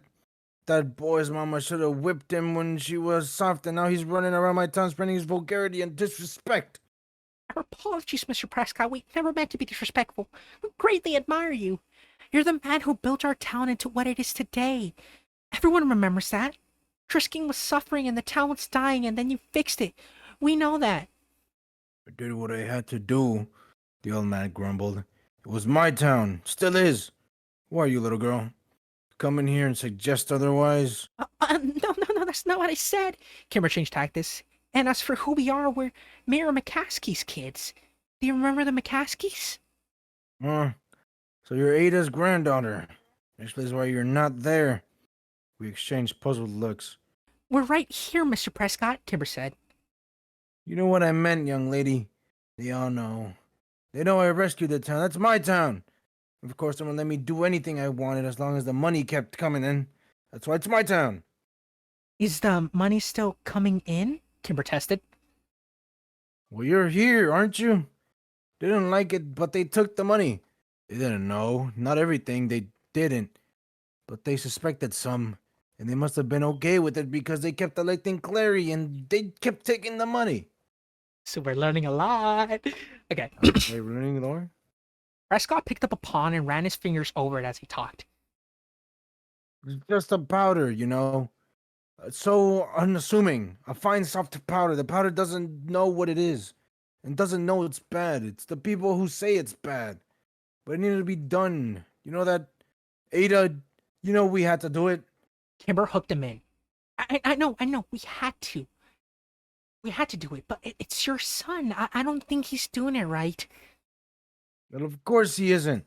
The elderly Prescott slammed his fist on the table again, and two brooks tumbled to the floor. They were mine. He took them from me. He thought he could do it better, but he took mine and he ruined my legacy. Decades of work, and now it's all run by the powder. It's the dust of the crumbled empire. Outer, he says. Sheesh. All right. What about the skinned men? I asked, caught up in the moment. What are you talking about, boy? He growled. And the tree house, the triple tree. What is it? What is it for? Triple tree. I didn't authorize that. We paid triple the price, but it was only for a short while. When things were slow, we certainly never charged triple. That's bad business. Where's Borrasca? Has my idiot boy been telling you that? Did he offer you triple for them? He's ruining my town, isn't he? Ah, damn it, Jimmy. You get him in here. Ada, get my boy on the phone. You tell Jimmy I want to talk to him. You tell him they're still mine. Ada! Ada, get Jimmy on the phone. Kimber jumped up and Kyle pushed her behind him as the old man rose to his feet, all and imposing. We were backing toward the door when the orderly came in with a disapproving look on his face and shooed us out. Long after we'd made it to the lobby, we could still hear Tom Prescott yelling for his son. All you could hear is, Jimmy! Jimmy! Jimmy! Jimmy! He's always flipping Jimmy. Always Jimmy, not my Jimmy. Well, first of all, now that we learned that, I just want to see, like, what do you think the powder is? A drug. So far, we have to... okay, so, I'm going to read this and then we can talk about it. The ride home was quiet and I spent it trying to fit the pieces of the puzzle together. The skinned men, the triple tree, the shiny gentleman, the powder. These things seem to have been pulled blindly from the ether, random and meaningless. The veil over my eyes was thick and heavy, but I was closer to Borrasca than I'd ever been before. I could feel it all around me, but I just couldn't see it. I could almost touch it, but I couldn't yet comprehend it. So, the shiny gentleman could be like the powder. Like white powder, making them shiny. What the skinned men would mean. So far the triple tree is about, like, apparently triple the price. Shiny gentlemen were, the powder. I don't know what the skinned men come in. I don't know. I actually don't know. No wonder you're I'm so lost quiet. on the loop. Yeah, I'm trying to think. Yeah, I was wondering if you cut off. I'm running theories right now, and so many of them, but one of them is standing out. It's like a drug in the air that makes you believe this is a thing, but it's actually not. Oh, like a hallucinogenic. Yeah, basically. You see, when I hear if that's a thing, then it would have happened to everyone else. I guess, but I mean, the Prescotts do have a mansion, and Sam has a mini mansion. So, I suddenly realized that Kyle was pulling over off the road, and I snapped out of my contemplation. He put the car in park and turned around to look at me in the back seat. Is this really about Whitney, Sam? Yes. Kimber watched us with worried eyes. Why do you think that? The cops, even your father confirmed that Whitney ran away. I don't believe them, I said through clenched teeth. Look, Sam, we're pretty deep in here, and I'm with you every step, but I have to know that there's a reason we're doing this, and pulling Kimber in too, I have to know that is important to you for the right reasons and not just an obsession. I looked out the window and realized he'd pull over near the West Rim Prescott ore trailhead. He was right to worry, and even more so to be protective of Kimber. Kyle was thinking it, and so was I. The powder? If Borrasca really did involve moving mass amount of drugs, oh shit, did I want to involve my friends any further? This wasn't their fight. I love these people. Did I really risk their safety for my own curiosities and vendettas? But as hard as I wished, I just couldn't let them go. I knew I needed them. I have to know what really happened to Whitney, I whispered. Kyle turned back around without a word, and Kimber placed her hand on mine. I jerked my hand away and crossed my arms and then immediately apologized. Kimber just smiled in a forgiving sort of way. I sighed. Sam? He was interrupted by the piercing ring of Kimber's phone. She scrambled for her cell to silence it, but when she saw the name on the screen, she quickly answered. Dad? Wait, what do you mean? Dad? No, wait, slow down, hello? She took the phone away from her ear. Something happened to my mom, and she's at the hospital. Tears filled Kimber's soft green eyes. Kyle threw the car in gear and screeched off the parking lot. We made the 10-mile trip to the hospital as many minutes, which was criminally fast on the surface streets. Kyle stopped the car at the emergency entrance, and Kimber and I ran inside. A deputy was there waiting. He refused to answer Kimber's desperate questions as he led us to her father. When the deputy swung open the doors, I saw my dad standing next to Kimber's, and I braced myself for the worst. Shit. Kimber's dad took her in one direction, and my dad took me in the other. Before he said a word, I saw Kimber's crumble to the floor on the other side of the room. I looked at my dad helplessly, and he gave me a sympathetic nod and pulled me into a hug. We sat down in a corner, and I stared at my hands as he quietly explained that Mrs. DeStaro had gone grocery shopping at around 1 o'clock, came home, put the groceries away, made 2 lasagnas and a meatloaf, and put them in the freezer. Then she got in her car, drove to the hospital, parked in the shade, took the stairs up 7 floors to the roof, and jumped off of it. She lived long enough to apologize to the EMT who found her. Holy fuck. I watched Kimber fall apart as her mother's body slowly grew cold in the morgue 1 floor beneath us. Shit. Damn. So they got close to the answer, and suddenly Kimber's mom dies. Yeah, okay. I feel like this whole Borrasca skinned men is all just trying to throw you off a loop, and all of these bad things happening are like warnings or signs to like get you off the trail. What's actually happened is something like it's basically just a story. There's no skinned man, there's no noise or whatever. It's all just like some kind of Like story, like a ruse. yeah, like a Cautionary really tale. throw you off. And this is another thing that's gonna try and throw you off, so you can stop. So they getting in the way of like whatever is going on. But I feel like the Prescotts have something to do with it, because they're like, they're rich. They're the yeah. one that made the his dad. I mean, the grandfather. Yeah. No, that's his dad, yeah. Dad. Yeah, you like they could be like false. Maybe they're like hiding for what's it called, the powder. Maybe that's the real story. I don't Maybe know. Oh, maybe that's why he hid his dad away, because he wouldn't stop talking about the powder. He's like got dementia now. Quote unquote. They could have just locked him away because he was like, whatchamacallit. He was just trying to make it better, I guess, or like Apparently, get in more money or something. according to himself, he started the business. He started the powder business, and then his son Jimmy took it away from him, put him into this nursing home, and now he's like, but he's crazy, he's like screaming. He cares all about like respect. He might have been fucked over by his son Jimmy. Like maybe Jimmy took over the powder business, because even then he's like, there's more powder than money. Yeah. That means they can't get rid of the powder now. All right, I think this is you. Do you think she blames herself? I don't know, man. Probably.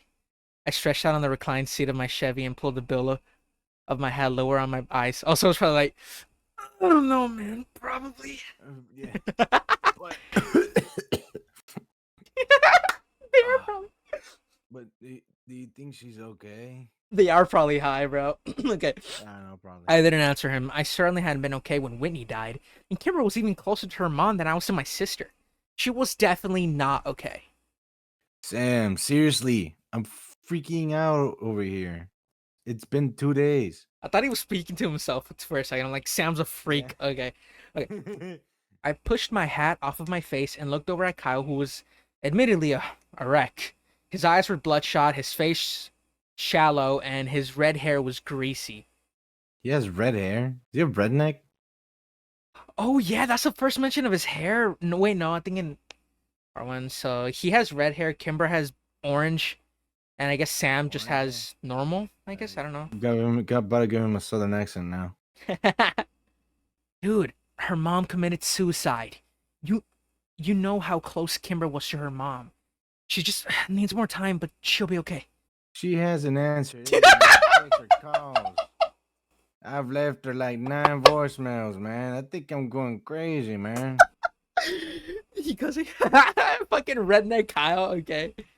No, I'm just gonna go back to the normal voice. You just have to give her space. Yeah, but she's my. He still couldn't say it around me. I'm supposed to be looking after her. Wow, that's weird. Okay. What? He just doesn't want to It doesn't say mention. Yeah, I don't know he, why. he doesn't want to say like their boyfriend and girlfriend. That's weird. I guess maybe Sam's still into her. Mention that he's cucked. I forgot. He probably is cucked. All right. I sat up and pulled a chair up right behind me.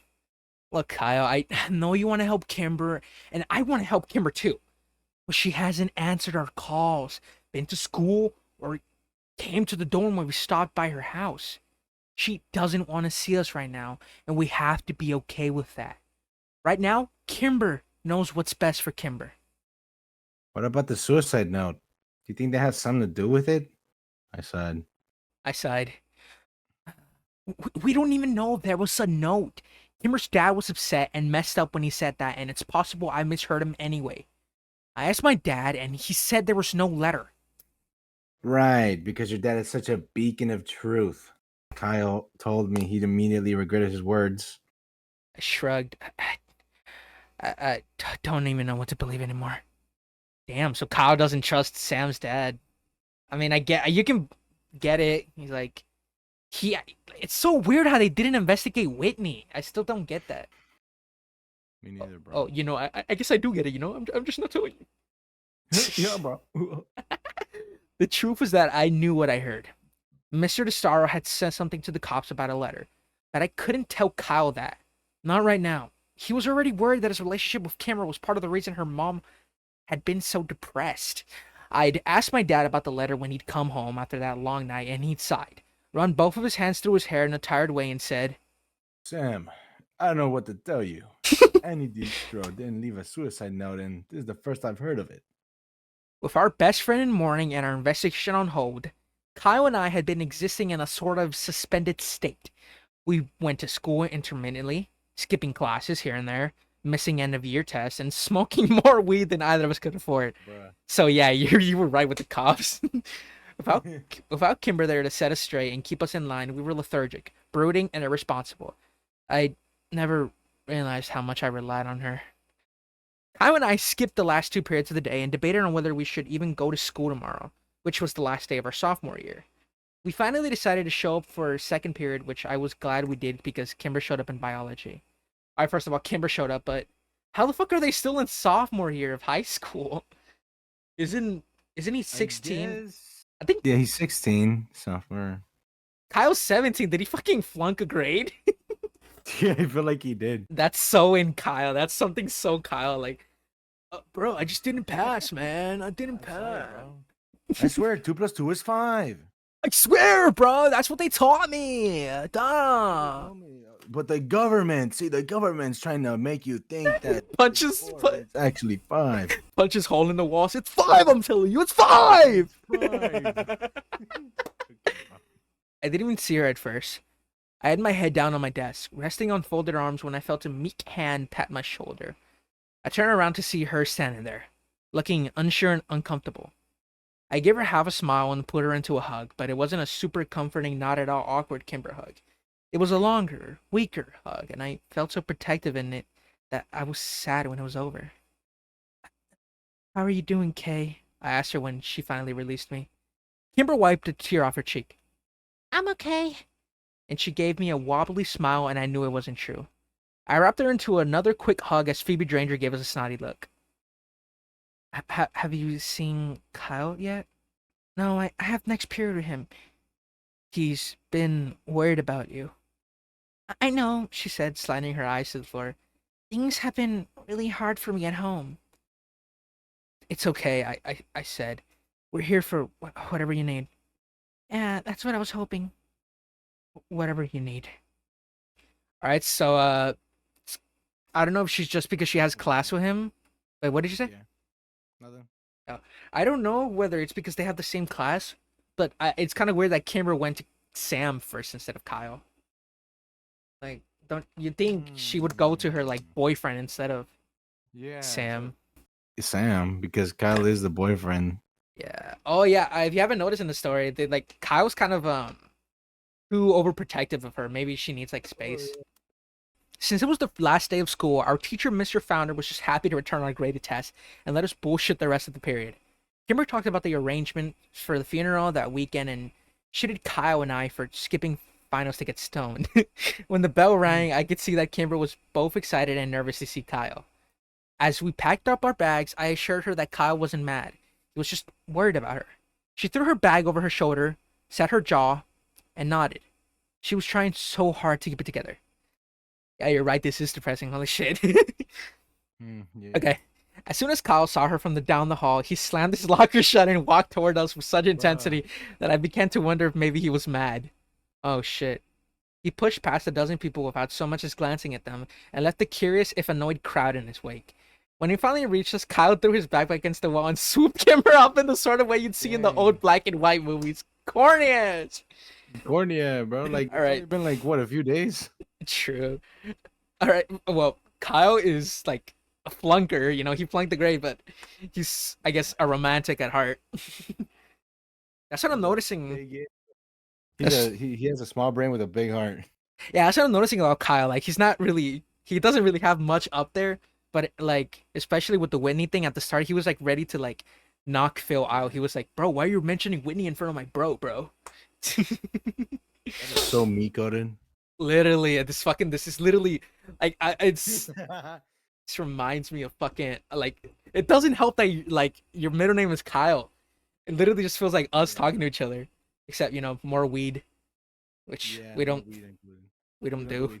Yeah, I don't do weed at all.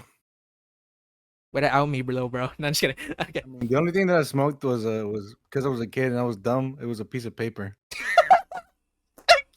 maybe you are Kyle, bro. Exactly. Okay, I was like, the adults are doing it. I might as well just do it. And I was like, you're so not gonna Kyle again. coded. Everyone who'd watch all of this unfold, including me, groaned in unison. Wow, so everyone was just like, corny. technically. Since most of the teachers weren't even bothering to take attendance that day, I went to calculus with Kimber and Kyle. But they had the same conversation Kimber and I had last period. Toward the end of the hour, the conversation faltered and became uneasy. Kyle and I exchanged a look over the top of Kimber's head, and I nodded. Kimber, he said quietly, did you mom leave a letter? You read it? Did your mom leave a letter? Dick. What? Kimber asked in surprise. I heard your dad talking about a letter on the day that on Tuesday, I said.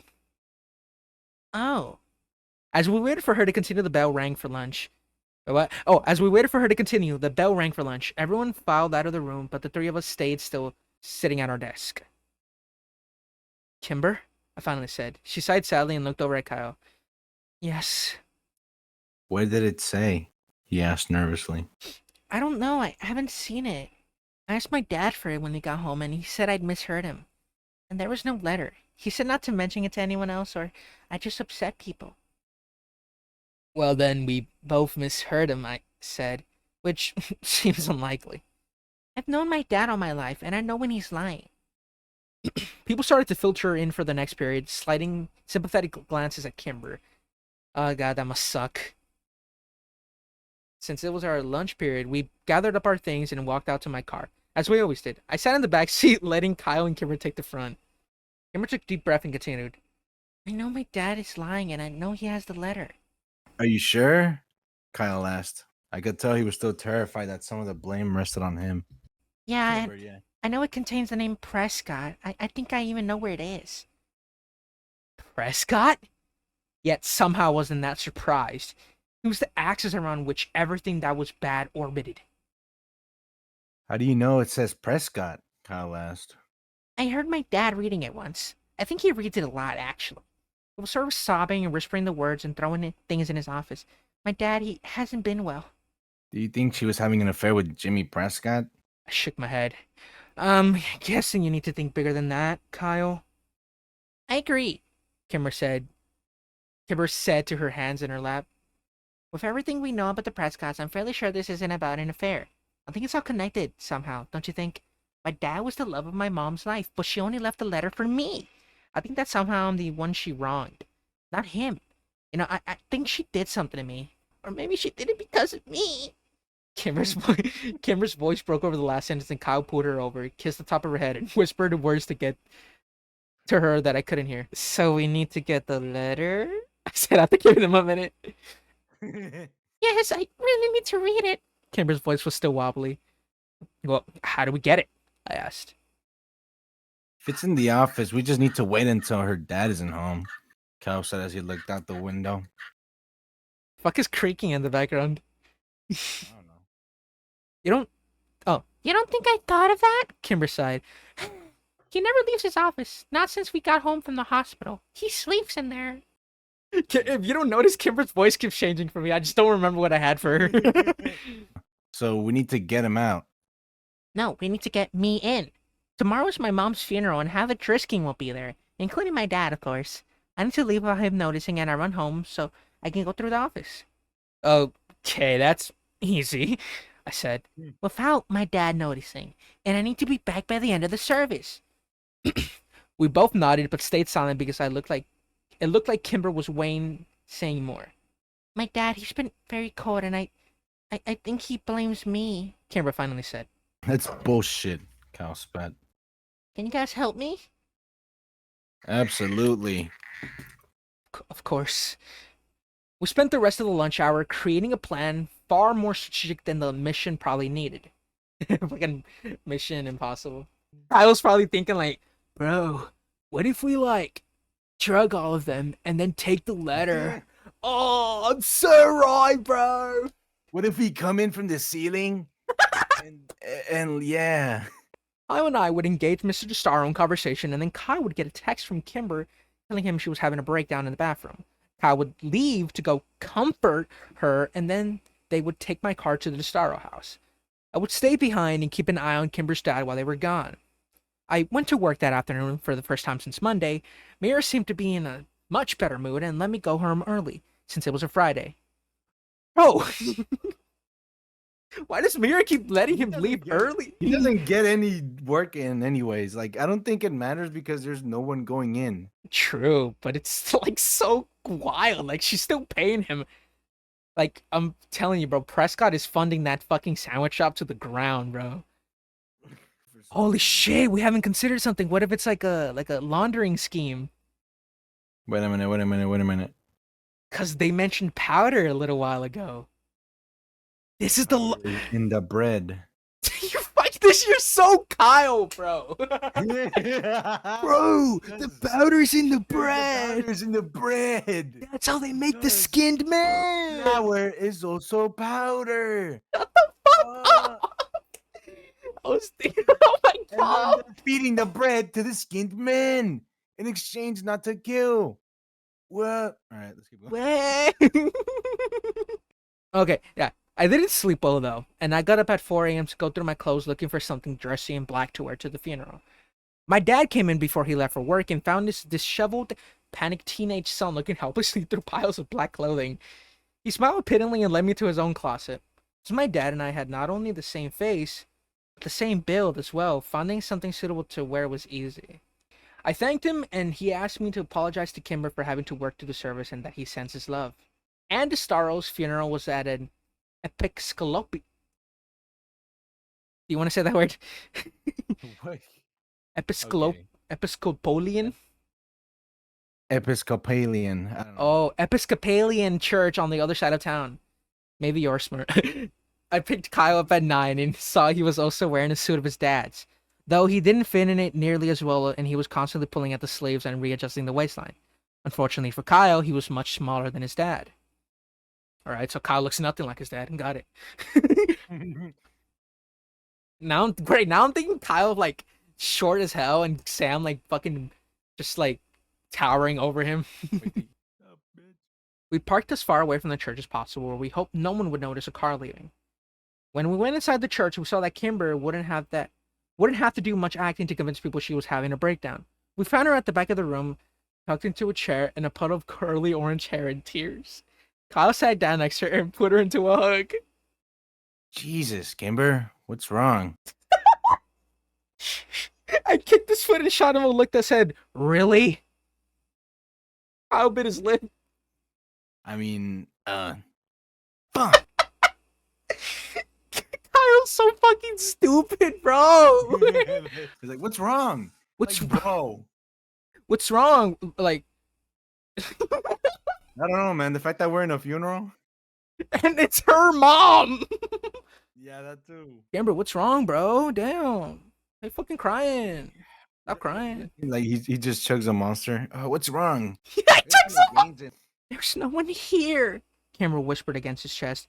My mom grew up here. She had hundreds of friends in this town, and no one came. We looked around, and I had to admit, the turnout was sparse. A few groups of 3 or 4 people standing together. Kimber's dad, who sat in a chair opposite the room of his daughter with his head in his hand, and some family I recognized from barbecues at Kimber's house. Ex-Sheriff Clary with his wife, Grace, was there, standing with a few of my dad's deputies and talking quietly in the corner. I could see why Kimber was upset.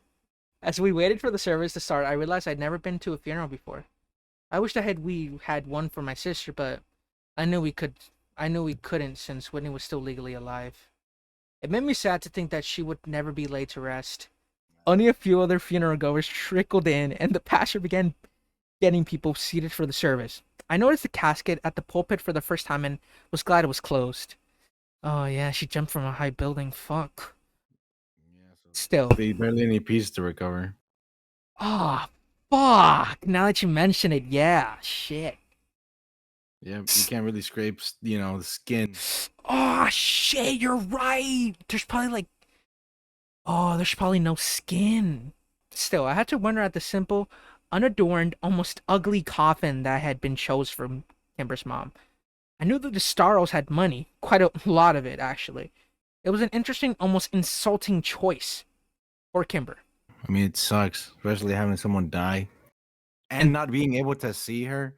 And they had an ugly coffin, though. Yeah. So weird. So they bought, like, the worst coffin for her. And then There was no one there, even though she knew people. she definitely knows something. And it probably isn't a coincidence that this happened right after they talked to Tom. His name was Tom, right? Tom Prescott, the old guy. Kyle and I stood Kimber up and started over to the pews, but she stopped abruptly. I'm ready, she said and brushed the hair away from her wet face. Ready for... to leave. I can't be here anymore. It's a disgrace to my mother. Kimber raised her head a notch and set her jaw. I knew this look, and it meant there would be no reasoning with her. Kyle and I looked at each other. This wasn't the plan. It'd be a lot more obvious if Kimber was missing from the service, especially with the low turnout. You guys go over there and say what rehearsed to my dad. Kyle, I will text you in 30 seconds. Go! Kyle nodded and started over, and I knew we weren't arguing. Mr. DeStaro was finally standing, looking over at the front pew reserved for him and his daughter with hesitation. Mr. DeStaro? I said as we approached. I'm very sorry to hear your wife. She was, Shit! I'd forgotten my lines.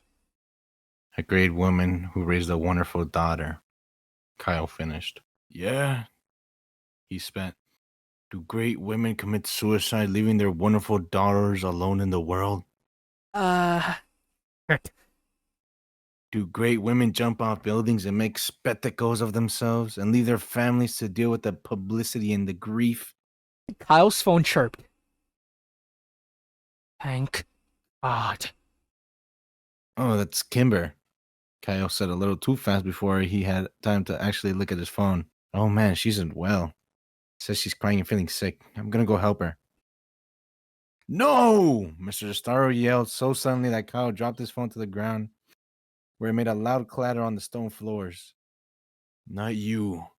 You don't help my daughter. You don't even talk to her. He can go. And he pointed at him. Okay. I stuttered. The plan had changed too much. I needed to somehow get the car keys from Kyle without being seen. Kyle gave me a shaky, subtle nod, and then he and Mr. DeStaro went to sit down. It was obvious Kimber's dad was keeping an eye on Kyle. Getting the car keys from him was going to be nearly impossible. I backed into the shadows at the back of the room while the pastor started the service. Texted Kyle 4 times asking for help, but he wouldn't dare touch his phone. He just stared straight ahead, flicking worried glances at Miss Star every few seconds. Oh, shit. After several minutes, I went to find Kimber to see what she wanted to do, but she wasn't in our meeting spot by the back door. The plan was falling apart. I pulled out my phone and sent her a text. Me. Where are you? Me. Kyle's next to your dad, and I can't get the keys from him. I waited in the hallway, tapping my phone against my hand nervously. So me. After a minute or two, my phone vibrated. Bzz. Kimber. I'm sorry I left without you guys. I had to get out of there. I'm so sorry. I'll be back before the end of the service, I promise. Shit! Me. Be safe. It was now imperative that I had not be seen. I went to the men's bathroom, I locked myself in a stall, and played Snake for the longest 20 minutes of my life. I knew the service wouldn't go on much longer, so I texted Kimber again. You on your way back yet? Did you find it? I sat waiting, watching the minutes tick by. I text her again. I think the service is ending soon. Where are you? After another 7 minutes, oh god. After another 7 minutes of no response, I tried calling, but it went to voicemail. I tried again with the same result. I was getting nervous. I was about to try a third time when two people walked into the bathroom and my phone vibrated with a text. It was Kyle. The service is over. Ah, fuck. Kimber has the keys. Why aren't you guys back yet? Did you find anything? Oh, I don't like this. Fuck. I left the bathroom without washing my hands and receiving dirty looks from the two strangers at the urinals as the door closed behind me. I found Kyle staring out the window looking for my car. Kyle! He jumped. Where's Kimber? What did you guys find? I don't know. She left without me. What the fuck? Why? Where is she? I don't know. Kyle, she left without me. I reiterated. She's not answering my calls or my texts. Fuck, mine neither. We have to keep an eye on her dad until she gets back. We're not the only ones, Kyle said, gesturing across the room. What the fuck is going on? Three men were talking to Kimber's dad in a corner across the room. I don't like this. Chief among them was Killian Clary, fuck that guy, who was flanked by his two former deputies. Driskin's retired sheriff had his hand on Mr. DeStar's arm and was speaking to him in an angry, hushed tone. Kimber's dad was shaking his head and desperately objecting to something. The two deputies walked out the front door of the church, and Mr. DeSato sagged against Killian Clary, who sat him in a nearby chair. Something was happening. I don't like it. I don't like it. Call Kimber now, Kyle said. I tried again, and this time the call rang twice and was sent to voicemail. I ended the call and threw up my hands, looking desperate like Kyle. Again? He said and took out his own phone. I got the same result, but felt a jolt of relief when someone answered Kyle's call. But it wasn't Kimber. Bill! What part of town are you in? I need a ride. It's an emergency. I waited. Yeah, man. I'm at North Ridge Church. As fast as you can. I'm with Sam. I'll owe you. Kyle hung up and then immediately tried Kimber's phone. She's sending me the voicemail, too. We both stood at the window, anxiously waiting to see Phil's silver Mazda pull up. Kyle chewed his lip, and I tapped my phone. Come on, Saunders. We threw occasional looks back at Kimber's dad until Cleary stood him up and ushered the now inconsolable man out of the church. I don't like this. I don't like this at all. Suddenly, Kyle's phone chirped. Suddenly, Kyle's phone chirped, and we both looked down to see Kimber's name flash up on the screen. Kyle's knees nearly buckled in relief, and he sagged against the wall. Fuck yeah! Okay. Kimber. I found it. Kyle opened the text and furiously tapped the reply. They're coming for you, okay? We both stared at the phone, waiting for a response, and just as the sun blinded us, as it reflected off of Phil's approaching silver sedan, we got one. They're here. Oh, I don't like that one bit. It was the last... Oh, no! It was the last message we got from Kimber. When Phil dropped us at the DeStaro's house, we found the front door unlocked and no home. My car was sitting in the driveway, unlocked with the keys in the ignition. Kyle and I drove back to the church, but the funeral was over and the few people that had attended it were already gone. We drove back to Kimber's house again, but it was just as we'd left it and no one was home. Kyle had lost it by this time and was an absolute wreck. He'd called her so many times I was sure he'd killed her battery. His calls went straight to voicemail, and his texts were unanswered. After half an hour begging from Kyle, I finally called my dad. He answered immediately. Me. Sammy, what's wrong? It's Kimber. She's gone. Dad. We've looked everywhere but her and her dad are missing. He left the funeral early and Elaine Clear was talking to her and then Samson and Creek left and I think they went to her house and they got her. Dad, I think they're still working for Clary on the side or something. And I think they're doing something bad. She... Whoa, whoa, slow your roll down. Come by the station and let's talk. I'll take a statement for you boys and I'll send a couple of officers over to investigate the house right now. Calm down, Sam. We'll handle this. Fuck. I hung up and threw my car violently into reverse, jerking to the wheel. Wait, jerking the wheel to the left as I hit the end of the driveway. Jerking it to the wheel. Oh, yeah. How do you know? How do you know we can trust the cops? It's obviously a mistype, but it's so funny to think that Kyle's like so baked. He's like, Sam, how will you know? How do you know? How will you know, Sam? I'm not trusting the cops. I'm trusting my dad. I said my words sounding hopeless even to me. I turned to the sheriff's office and Kyle was out of the car as soon as I slowed down enough to park. By the time I got inside, my dad had Kyle by the shoulders and was nodding solemnly at everything Kyle was telling him. When my dad saw me, he motioned for an officer to take us to his office. After a few minutes, he came in and sat down across the desk from us. All right, boys. I'm going to have Officer Ramirez come in a few minutes and take a statement from you both. I want you to know that at this point in time, it looks like the Destaros left town voluntarily. No way. Mr. Walker, Kimber would never... My dad held up his hands for silence. Let me rephrase. Jacob Destaro left town voluntarily. Kimber's a minor and she has no legal rights here. If her dad said they're leaving, then they're leaving. But she's not answering her phone and went to the house. Dad, nothing was packed. Maybe they've just gone away for a while. Maybe going to relatives. I can't theorize as to why she wouldn't answer your phone. Other than that, maybe she just wants to be left alone for a while. I was exasperated. Look, I know it's hard for you to understand, but losing a family member takes a toll on a person. Sam, you know that. Oh, fuck you. We don't know how people are going to grieve, and we don't have a right to. I think it's very likely that Kimber will be back by the fall for school. The fall? Sheriff Walker, that's 2 months away. You need to investigate now. Kyle, I know you're upset, and no one said we're not going to investigate thoroughly. Like you investigated Whitney's disappearance? Thoroughly? I spat and I didn't regret the words. Let's go! Damn, bro. Sam! He snapped with more force than I'd ever heard him use.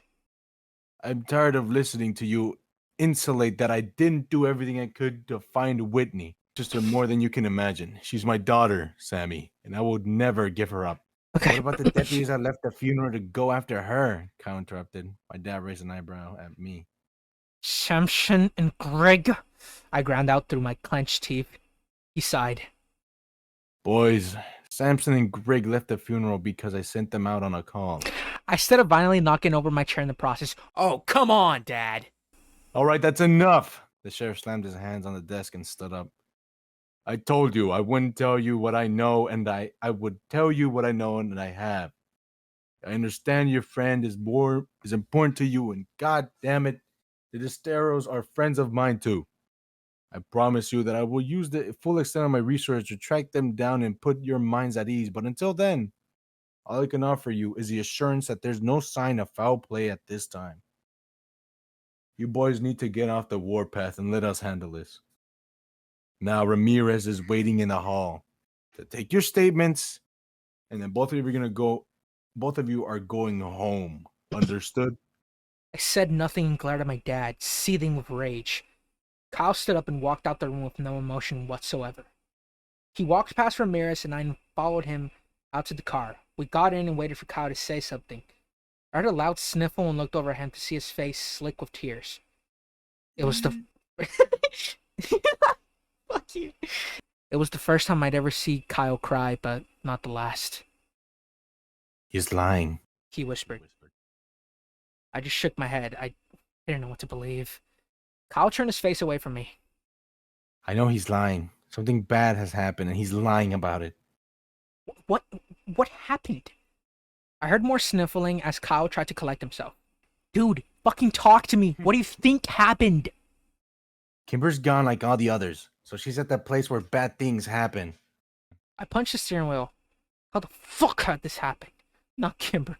He's not Kimber. Was all of this because of me? Had her mother killed herself because of something I'd done? Something we found out? Was Kimber taken because of me? I thought for 1 minute that was true. I knew I would crack the tiny pieces. No, not Kimber, no. Yes, Sam. Fucking think about it. Kyle yelled at me. It's the treehouse. It's all the same. Borrasca, the skin man, the triple tree, your sister, the mountain. It's all the fucking same as the Prescott Empire. Now Kimber has been fucking consumed by it. Where do we go? I could feel the warm tears of my own desperation and hopelessness sliding down my cheeks. What do we do? What the fuck do we fucking do? Kyle threw up his hands in frustration. We have to go to Ambercont, right? It all starts and ends at the triple tree, Sam. Surely you figured that out. We've been to the treehouse 1,000,000 times, Kyle. There's nothing there. Well, I don't know where the fuck else to go, Sam. Rap, rap, rap. I jumped as someone tapped on the window of the car and wiped the tears off my face. I rolled down the window as Officer Grigg leaned down and looked in the car. You boys move along home, all right? Yep, I said, and turned the key in the ignition. Officer Grigg waved at us as we pulled out the parking lot, but we didn't wave back. The treehouse, Kyle said. We drove in silence, both of us trying to desperately get a hold of ourselves. If we were going to be of any help to Kimber, we needed to be calm enough to think logically. I parked in the space next to the trailhead and saw several bikes tied to the posts. As we made our way to the West Rim Prescott Ore Trail, we passed Parker and a couple of his friends coming down. I nodded to him, but Kyle said nothing, just stared up the trail, reaching for the only place he knew to go. It was almost dark by the time we got to Ambercott, and there was little light left to search for whatever Kyle hoped to find. It took half an hour in the darkness before I finally convinced Kyle that there was nothing there to help Kimber. Shit. And though we didn't speak of any of it, I know that he had, and I were both painfully aware of all the sounds of the night. We were scared, terrified, down to our very bones, that we would hear the piercing, scraping, grinding, and metal screams of the monsters at Borrasca that would become so accustomed to over the years. We both dreaded it, prayed it would not come, and we did not speak of it. I dropped Kyle at home and promised we would find Kimber tomorrow. I swore we would. He gave me nothing more than a shallow nod and disappeared inside his house. My dad was waiting for me in the kitchen when I got home, a few minutes later. I didn't look at him and walked over to the fridge, realizing I hadn't eaten all day. Sammy, sit down. I want to apologize for today. I took out some chicken and cheese and went to the pantry for bread. I know you're scared, and I know that a lot has been going on that you can't exactly relate to, he sighed. Anne had been depressed for a good while, Sam. For 20 years. That'll weigh on a person. I don't trust a single fucking word this guy says, bro. Like, I ignored him and continued making my sandwich. I was dying inside, wondering if I could even trust the man I'd called dad my entire life. She was suffering, Sam. Sometimes people who suffer that deeply don't know any other way out. She knew her depression was hurting her husband and her daughter. Maybe she mistakenly thought she was doing them a favor. Mom's depressed, I said without taking my eyes from my task. He sighed. Your mother's coping, okay? And this was very different, Sam. Kimber's mom had been depressed since she was in her 20s. Bullshit. Early in her marriage. Anne suffered multiple miscarriages. Infertility can be very hard on some couples, and not even Kimber's birth could totally ease her pain. Dad, with all due respect, I'm tired and I'm going to bed. Kyle and I are getting up early to look for Kimber. Why would you tell him that? We're true. Oh, Sam is fumbling. Fuck, you're right. Why would he tell? I threw the knife in the sink with a loud clang and turned to look at my dad for the first time. Please tell me you're still trying to find Kimber. The sheriff stood up from the kitchen table, looking as tired and disheveled as I felt. I promise, Sammy. And I finally believed him. No, Sammy boy, Sammy boy. Oh, here comes the end. All right, let's read Oh, it. fuck! Okay. Next morning, when I put up to Kyle's house, Parker came out to meet me. Hey, Parker, I said when I rolled down the window and cold morning air wafted in. He left around 5. Stole my dad's truck. He's pissed, so you better go. So he's like, what, 14, 15 now, I guess? Yeah. Wait, no, he was 5 when they were 9, so he's probably... You know, who cares? Thanks, man, I said, and then rolled up to the window and took off down from the street. I drove around all morning looking for Kyle and calling his cell, but he didn't pick up until around noon. Sorry, man. I couldn't sleep. Kyle sounded a bit more stable than yesterday. That's cool, man. Where are you at? I don't know exactly. I wear a spot where I'm getting service. You in the woods? Yeah. She's out here, Sam. Somewhere in these woods. I can feel it. I know it. All right, well, let me meet you. Okay. Let's come down to the West Rim Trail and I'll meet you there. It was only 5 minutes away, so I arrived before Kyle had time to get down to the mountains. Mr. Landy's red Dodge Ram was parked haphazardly in a no parking zone, and I figured it would probably be towed by the time we got back. I doubted Kyle cared at this point, though. I crossed my arms and leaned against my car as I waited for him, staring up the dirty red trail in impatience. When Kyle finally showed up, half an hour later, he was covered in sweat and dirt and dejection. So? I said, pushing up off the car. No. Nothing, man. All right, well, let's keep searching. We hiked miles and miles off the mountain that day, but we didn't find any sign of human life. And for the next few days, if the sun was out, so were we. Kyle was growing more and more desperate, crossing onto private property to look for logging equipment and mapping out the county's many, many mines to search the abandoned buildings. But the mountain was big, and the needle buried deep in the haystack. And as the day slipped away, so did Kyle's sanity. Fuck. Every time I saw my dad, he would give me a sober look and promise me that they were still looking. Bullshit. It seemed to me that even he was growing concerned. The Destaro house remained as cold and empty as the space between the stars above it. On was the 11th night of our Kimberless existence. I was awoken out of a troubled sleep by the piercing, whirling, screeching sound of death at Borrasca. I cried myself back to sleep to the tortured sounds of Kyle's own agony next door. We had failed her. Kimber was dead. All right, dude. I'm going to ask you this. So, Is this a Fight Club reference? oh, I don't know. It kind of just gives me some kind of thought that it would just be like something he's making up in his mind, but it's something else. so like you're saying he's like I don't know. schizophrenic? Do you think he's still a 9-year-old? not a 9-year-old, but I would say, I don't know. Like he went insane at some point in the story. And do you think he's imagining all of this?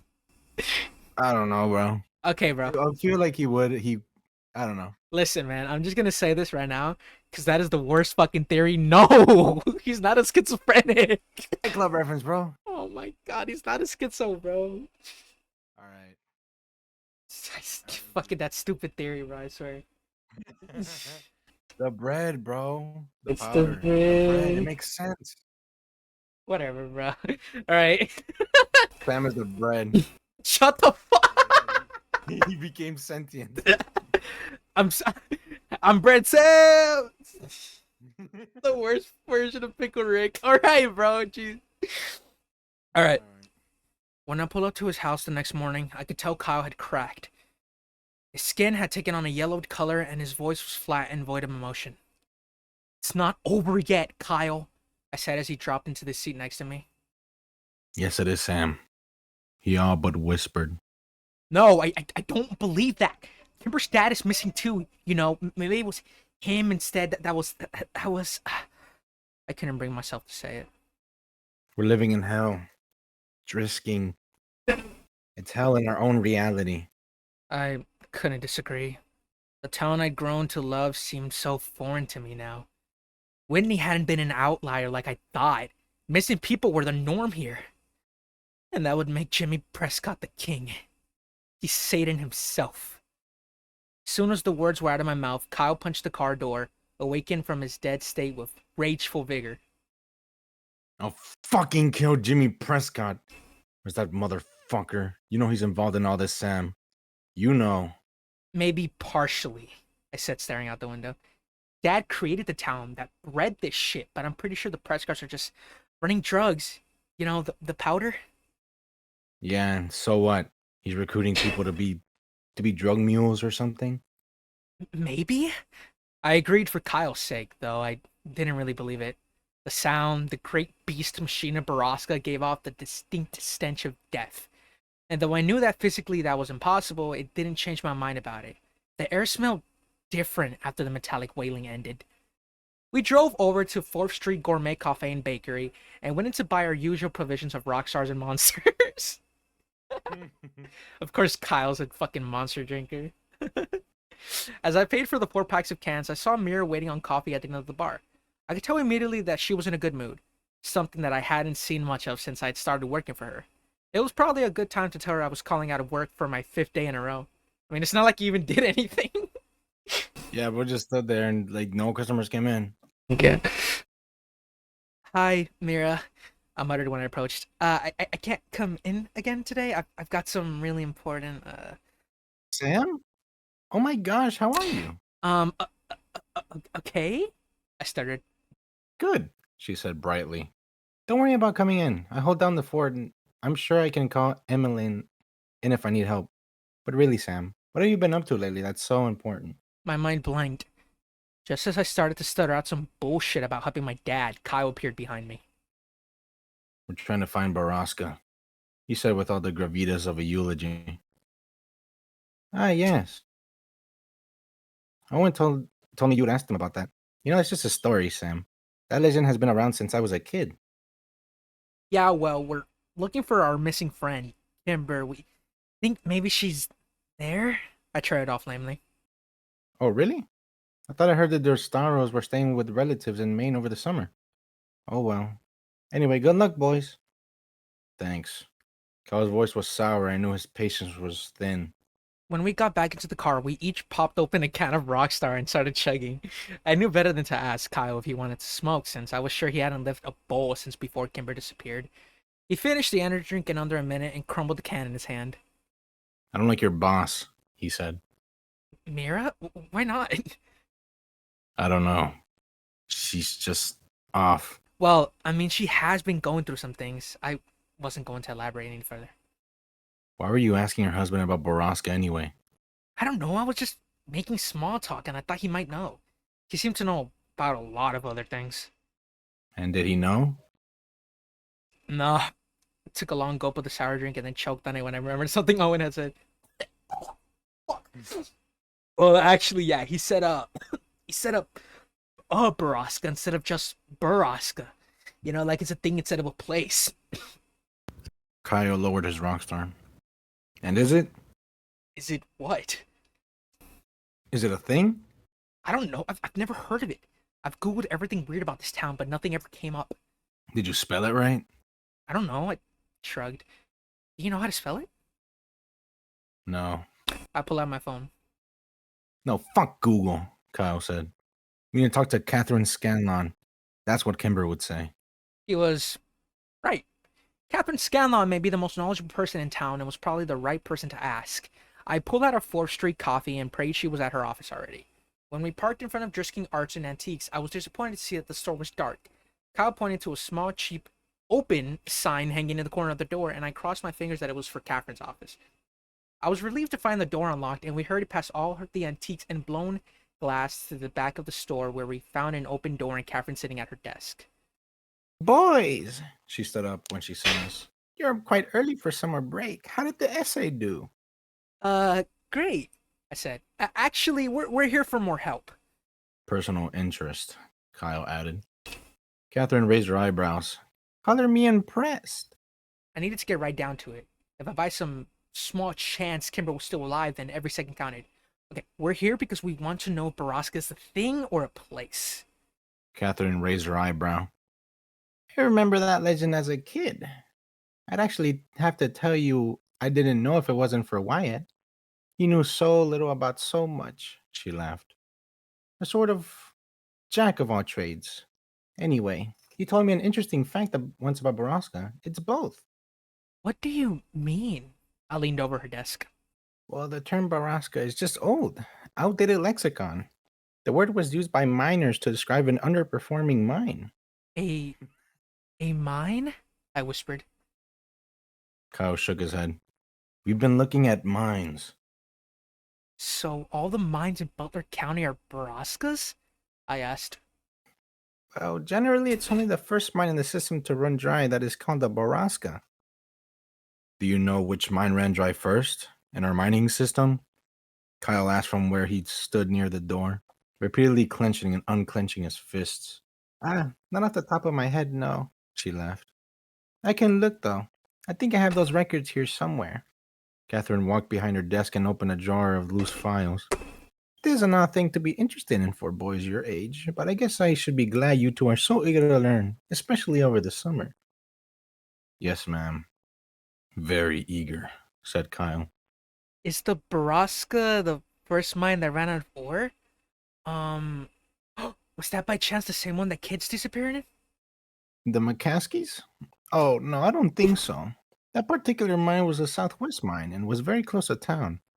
I think it was one of the last to close, actually. Here we go. This package should have the information. Catherine spent far too long moving books around the desk to make room for the stack of papers she had. Kyle and I paced around the room nervously, trying to appear casually interested, while the energy drink started coursing through our systems. Here we go.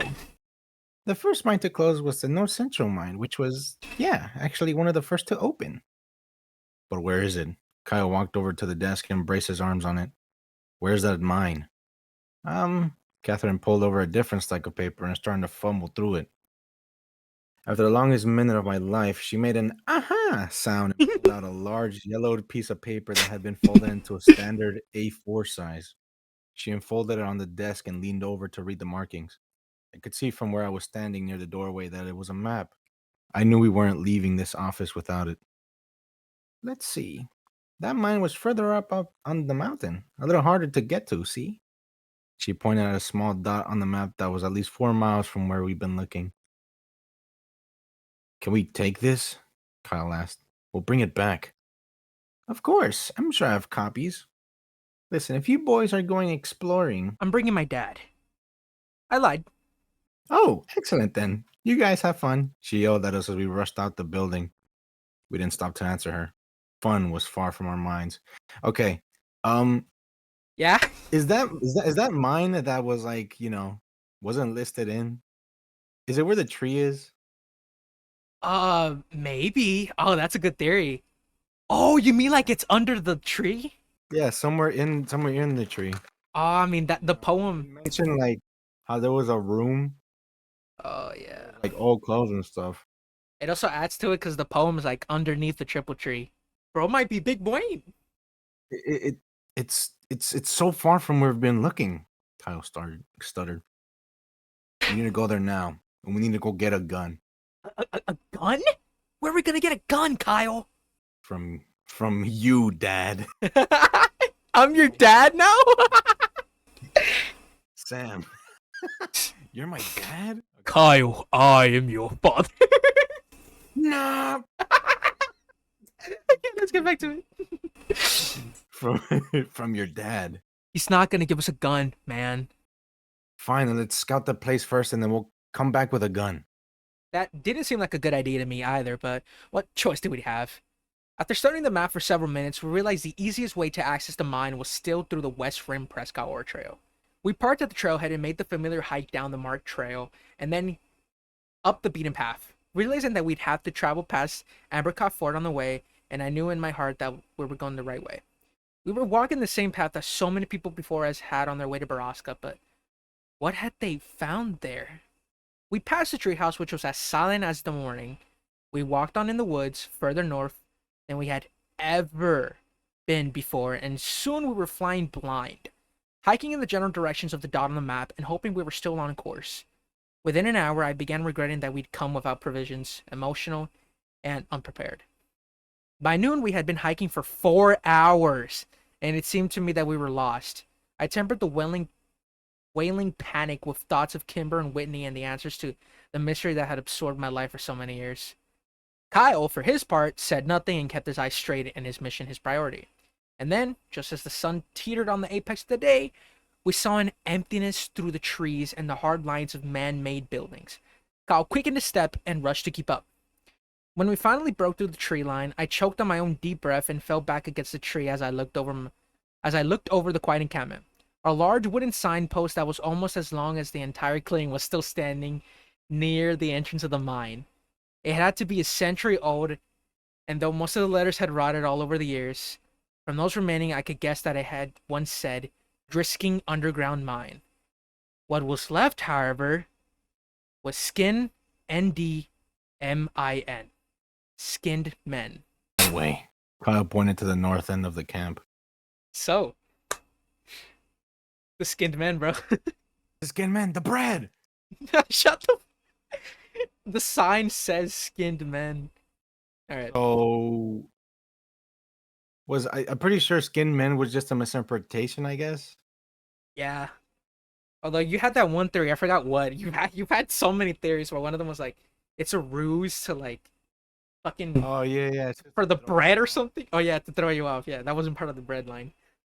Yeah. The bread line is something else. I feel like that's the thing. And then I I s- had the Fight Club reference. Oh yeah, that apparently fucking that's your worst one, bro. That Sam's dreaming all of this.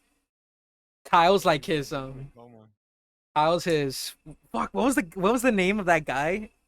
I don't know, but I know what you're talking about. Yeah, the fuck it, you know what I'm talking about. We stepped out from the shadows and into the vulnerability of the clearing. There were several large buildings still standing, and the boarded up entrance to the ore mine was set back in the mountain. Not getting in there, I whispered. Let's try that building. He said and pointed toward the one nearby, which was the largest and at least 2 stories tall. We counted 3 and then ran across the camp to the large wooden doors of the old building. They were cracked open, and when we squeezed inside, I had no doubts that death was indeed present in Borrasca. Ooh, okay, we're getting into it, brother. Okay. All right, buddy. We were standing in what I guessed was a refinery, and in the middle of the room was a large silver conically shaped machine. A conveyor belt fed into it, and the room had a sour smell. Even the dirt beneath our feet seemed to have taken on a crimson tint. This is the machine. This is where they take them, I said. This is the place where people die. Kimber's in here. Come on. I was only too happy to squeeze back out of the door of the building and tiptoe around the side. We rounded a corner and almost ran into a recently waxed shiny green truck parked there. This is Jimmy Prescott's truck, I breathed. I know whose truck it is. Kyle growled. We were now on extraordinarily high alert. Kyle dropped to the ground and began to commando crawl around the building. I followed him, waiting to hear a shout or a gunshot, but none came. As we crowded around to the back of the building, Kyle turned around to me and put his finger over his lips, then pointed at a one-story brown building that was only a dozen feet away from us. He got into a crouched position and moved as fast as he could across the gap between the 2 buildings. I did the same. As soon as I reached the wall next to him, Kyle whirled around and put another finger to his lips, and then pointed up to a window directly above us. There were noises coming inside, and even to me, a 16-year-old virgin, the sounds of sex were unmistakable. We could hear an animalistic grunt and the tired, objecting groans of an old mattress. Unable to help myself, I whispered, "What the fuck?" to Kyle, but he was already gone. All caution abandoned, running around the side of the building. I followed him in through the first door we came upon and was hit in the face by an invisible wall of filth and suffering. The smell knocked me back, but Kyle kept running. I followed him in, past crates of ramen noodles, MREs, bottled water, and boxes I had no time to read. I crossed another threshold, and I was suddenly surrounded by people. So many people. I skidded to a halt and realized that I was standing in a sort of dorm. Rows and rows of beds on the other side of me with people strapped to them. Some of them wearing dirty rags, and some wearing nothing at all. Many seemed to be bloated, and I waited for one to call out to me, but they all remained silent. Some watching me through tired, dead eyes, and others turning away.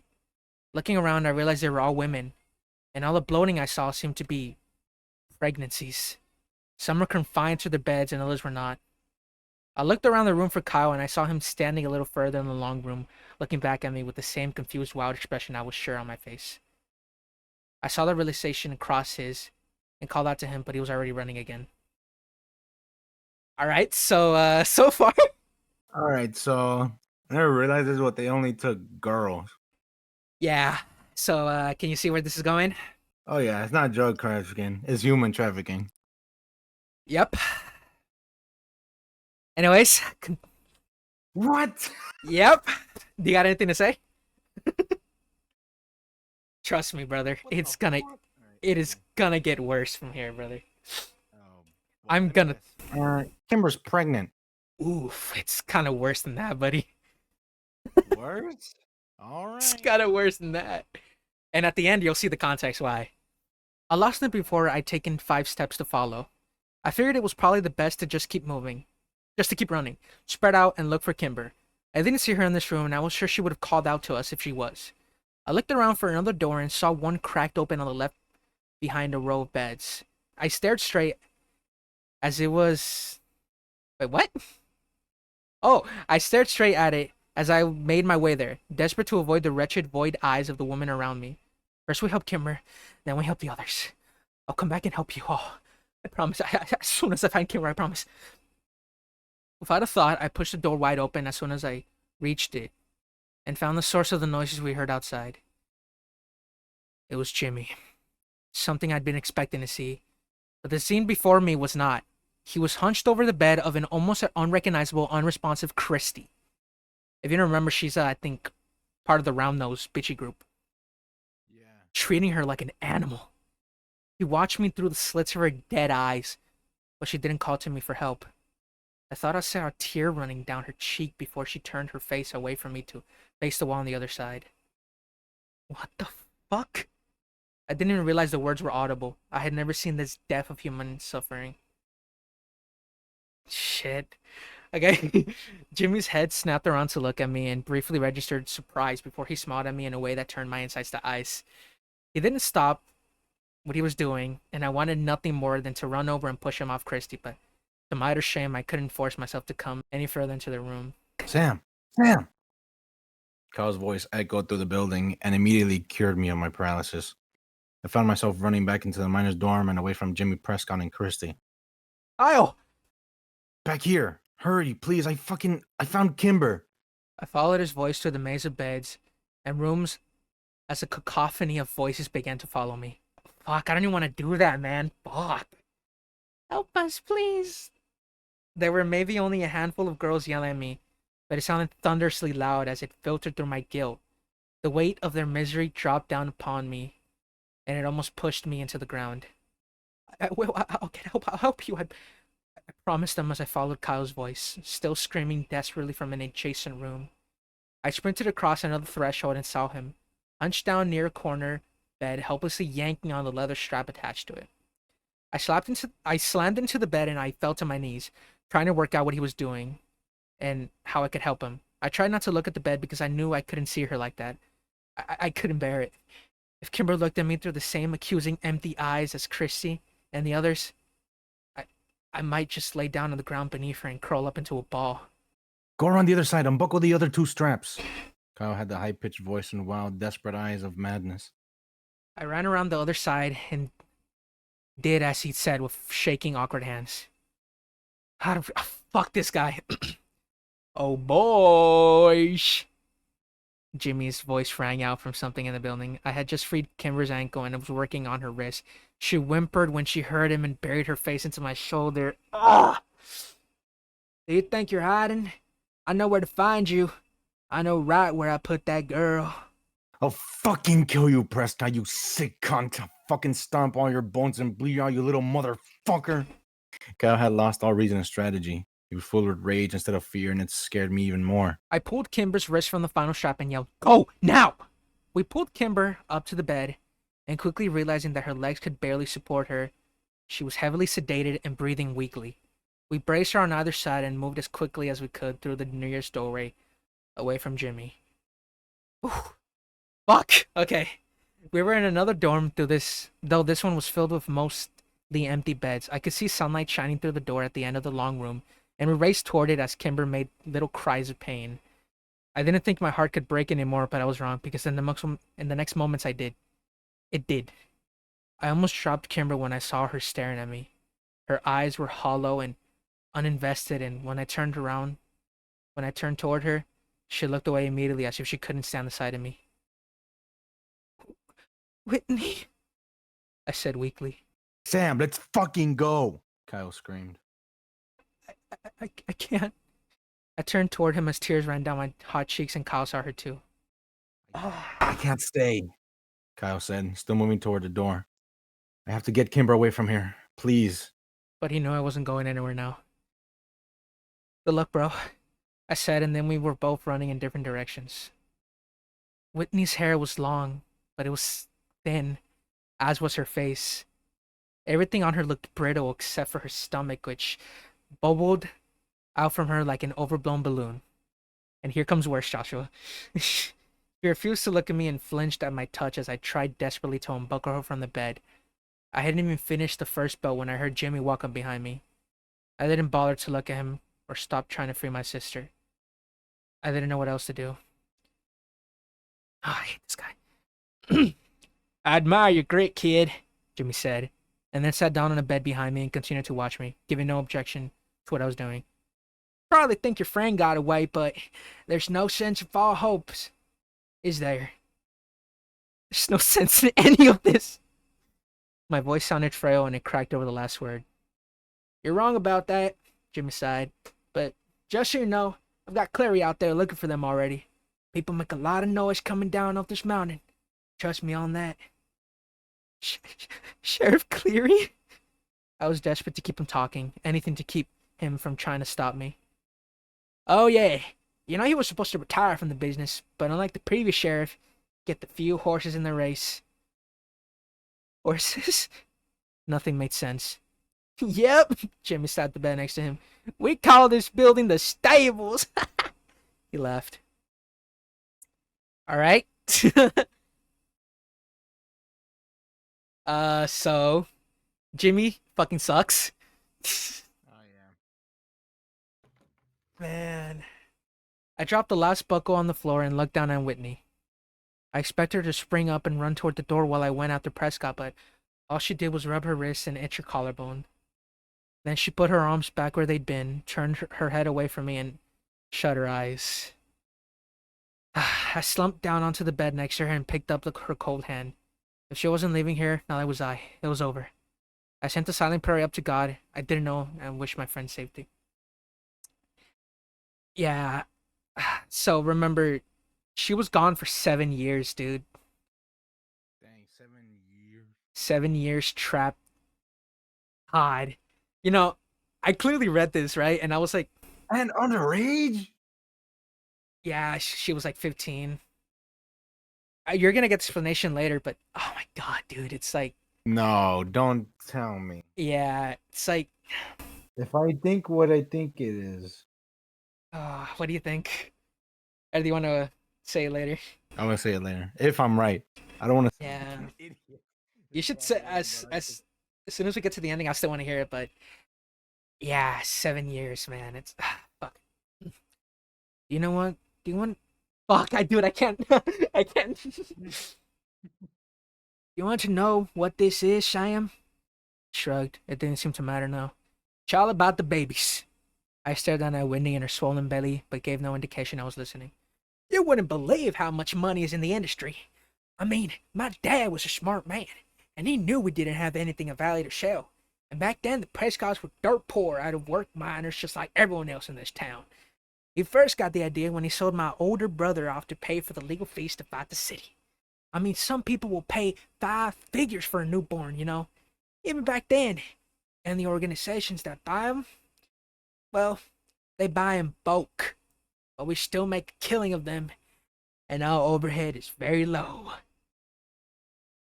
Fucking hate this guy.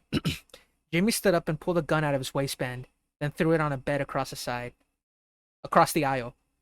You know, try to understand, Sammy. It's not just about the money. We use the stables for community service too. It's fucking gross. Lots of people in town come to us, ever since the 50s. I couldn't take it anymore. I didn't want to be here listening to this. I didn't want to see Whitney so broken. I didn't want to see. And I didn't want to wait for inevitable death. It was torture in its purest form. What are you waiting for? Why don't you just kill me? This isn't a James Bond movie. I don't care about any of this shit. Jimmy laughed loudly as it was the funniest thing he'd ever heard. Kill you? Crashed, kid. If I could, then I already would have. But I'm not allowed to kill you. Oh my god, this makes me want to throw up. Okay, I think I have to push through it, man. You sure? Yeah. Okay. I got this. I'm gonna try to shot if I want to fuck your sister right in front of you, though. She's not one of mine, but it might be worth it just to see her face. I fucking hate this guy so much. Okay. Just kill me and let her go. Fuck, I'll kill myself if you let her go. I stood up from the bed and Jimmy took 2 steps toward me and punched me so hard in the face that I fell down on it. I moaned as I fought the tears and stars behind my eyes. I can't let her go, you little fuck. She's got one of our community service babies in her. Grace says she's got another week to go. 2 tops. Jimmy looked down at Whitney and frowned. She's been putting out shit babies, though. And as soon as this one's out of her, she's got a date with a shiny gentleman. What the fuck does that mean? I yelled at him, and a loud ring suddenly filled the room. Jimmy held up a finger and pulled out a phone out of his pocket. I gotta take a business call. 2 minutes, and we can get back to our little conversation. Jimmy walked over to a corner of the room, and I desperately started to pull on Whitney. We gotta go. We gotta go. We can't stay here. She kept her eyes shut and her body lax. Whitney, they're going to kill you. My head whipped towards the door as I heard a truck skid in the dirt just outside of it. Jimmy ended his phone call and Killian Cleary walked in, pushing a limping, bloody Kyle in front of him. Who plays Cleary? Oh, me, right?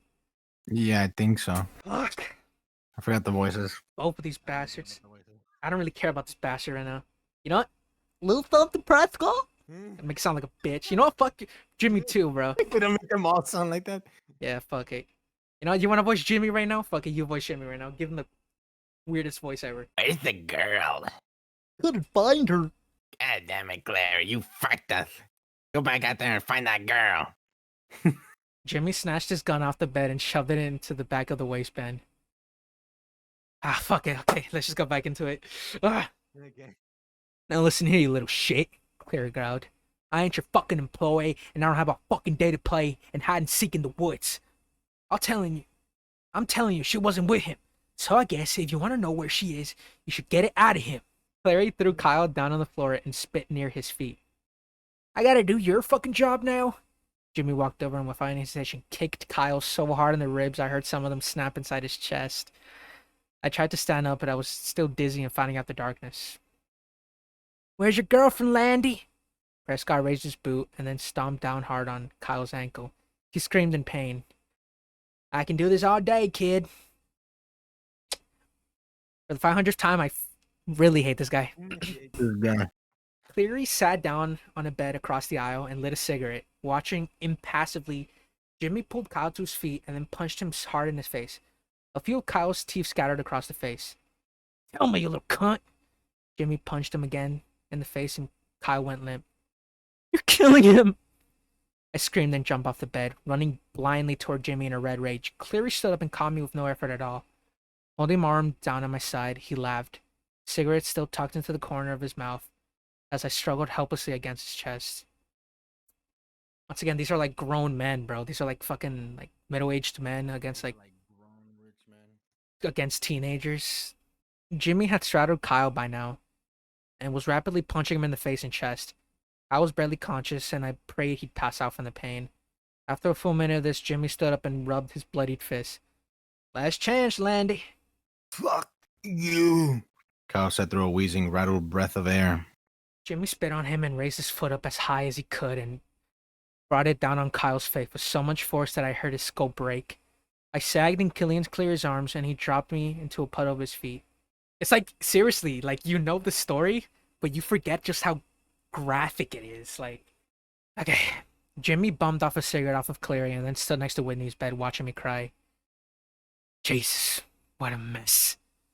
After a few minutes, Clary flicked a cigarette out and pulled out his phone. All right, Sam, take your friend. I couldn't have heard him right. Fuck that. That little landy shit ain't leaving here. You want to clean this mess up, Prescott? I stood up and my knees didn't buckle beneath me. I'm not leaving without my sister, I told him. Jimmy laughed. Yes, you are, Clary said. If you want to save your friend's life, he ain't dead yet. Ooh, he ain't dead. He ain't dead yet, Sam, but he will be soon. He tossed his keys at me. The road off this mountain is backed by the refinery. I let the keys bounce off of me and fall to the floor. He clearly swore at me. I knew he was right. I was a coward and I would leave my sister and all the others here just so I could get away and save Kyle's life. Real bro moment right there. Dang. I picked up the keys and then, without looking at the two men, I picked Kyle up by his shoulder and his head rolled back as if it were no longer attached to his spine. His face was a collage of pulp and blood and I struggled to stay calm and breathe as I dragged him out of the building. Clary and Prescott watched me, taking drags of their cigarettes and saying nothing. I knew they were probably lying to me. Kyle would be dead by the time I got down the mountain, if he wasn't already. I opened the door to Clary's old Ford and placed Kyle in the front seat, wincing as his head rolled around like a ball on a string.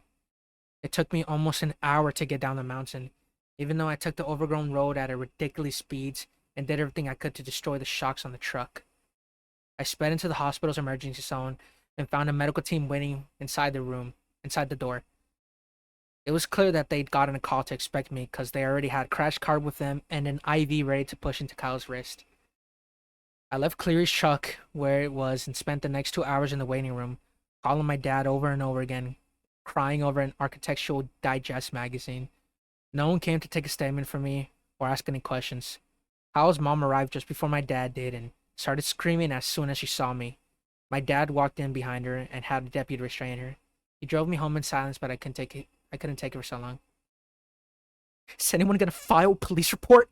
Does anyone even fucking care what happened? Sam, he didn't turn to look at me. I'm doing my best to do a damage control on the situation, but if Kyle dies or his parents sue, there's nothing I can do to keep you out of court. You think I did this? I screamed at him. I'm not gonna tell your mother, all right? She has enough to worry about. Dad, remember it was fucking Prescott and Sheriff Cleary. Yes, you arrived at the hospital in Killian's truck. We already talked to them both. I was so frustrated and full of rage that my next words came out of a jumbled, stuttering mess that ended in a helpless scream. We pulled into our driveway and my dad turned off the car and finally turned to look at me as I struggled to catch my breath. Samuel, we will never speak of this again. You understand? Are you fucking kidding me, Dad? Call my fucking tie. I saw Kimber's. Enough. If you want this to go away, you have to keep your mouth shut about it. Make no statements to anyone. I'll hire the best lawyer I can afford to clean up your mess. I don't know why you beat your best friend almost to death, and frankly, I don't want you. Fuck you! I screamed at him and threw open the door to the cruiser. I ran, then away from him, and the house and my broken life. He didn't come after me. Not that day or any other. Since everyone in town thought I was a violent thug, no one would let me stay with them when I called around. I eventually went to a motel far outside of town and drained the last of my savings from work paying for the room. Damn, this is a mess. Yeah, they blamed Sam. Alright. I went back to pick up my car from the trailhead, but it was gone, and I hoped it was Kimber who had it and not a tow yard. I read the paper every morning for some mention of Kyle's condition. I saw the Daily's birth announcement about 10 days later. They had just had a son that they named William. Keep that name in your brain for now, Joshua. William Afton? No, just William. The whirling, twirling, shiny gentleman lit up the valley with its stench and song of death that night. It was the last time I ever heard it. Okay, so that the metal screeching or whatever is just the women screaming. No, You'll learn later, I guess, but just know that was Whitney. That was Whitney? The You'll learn later, but just so you know, right now the only hint I'm giving you is that was Whitney. I stayed in Drisking long after the money had run out, and I was sleeping on the concrete behind the motel. I stayed until Kyle was released from the hospital. A mute, empty-eyed, soulless vegetable. I went to see him once while only Parker was home and threatened him until he let me inside the house.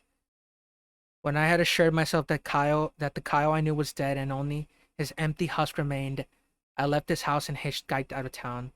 And after I spent 4 drunken, drug-fueled years in Chicago, I came home one day to find a letter waiting for me. It didn't have a return address, but it was postmarked California.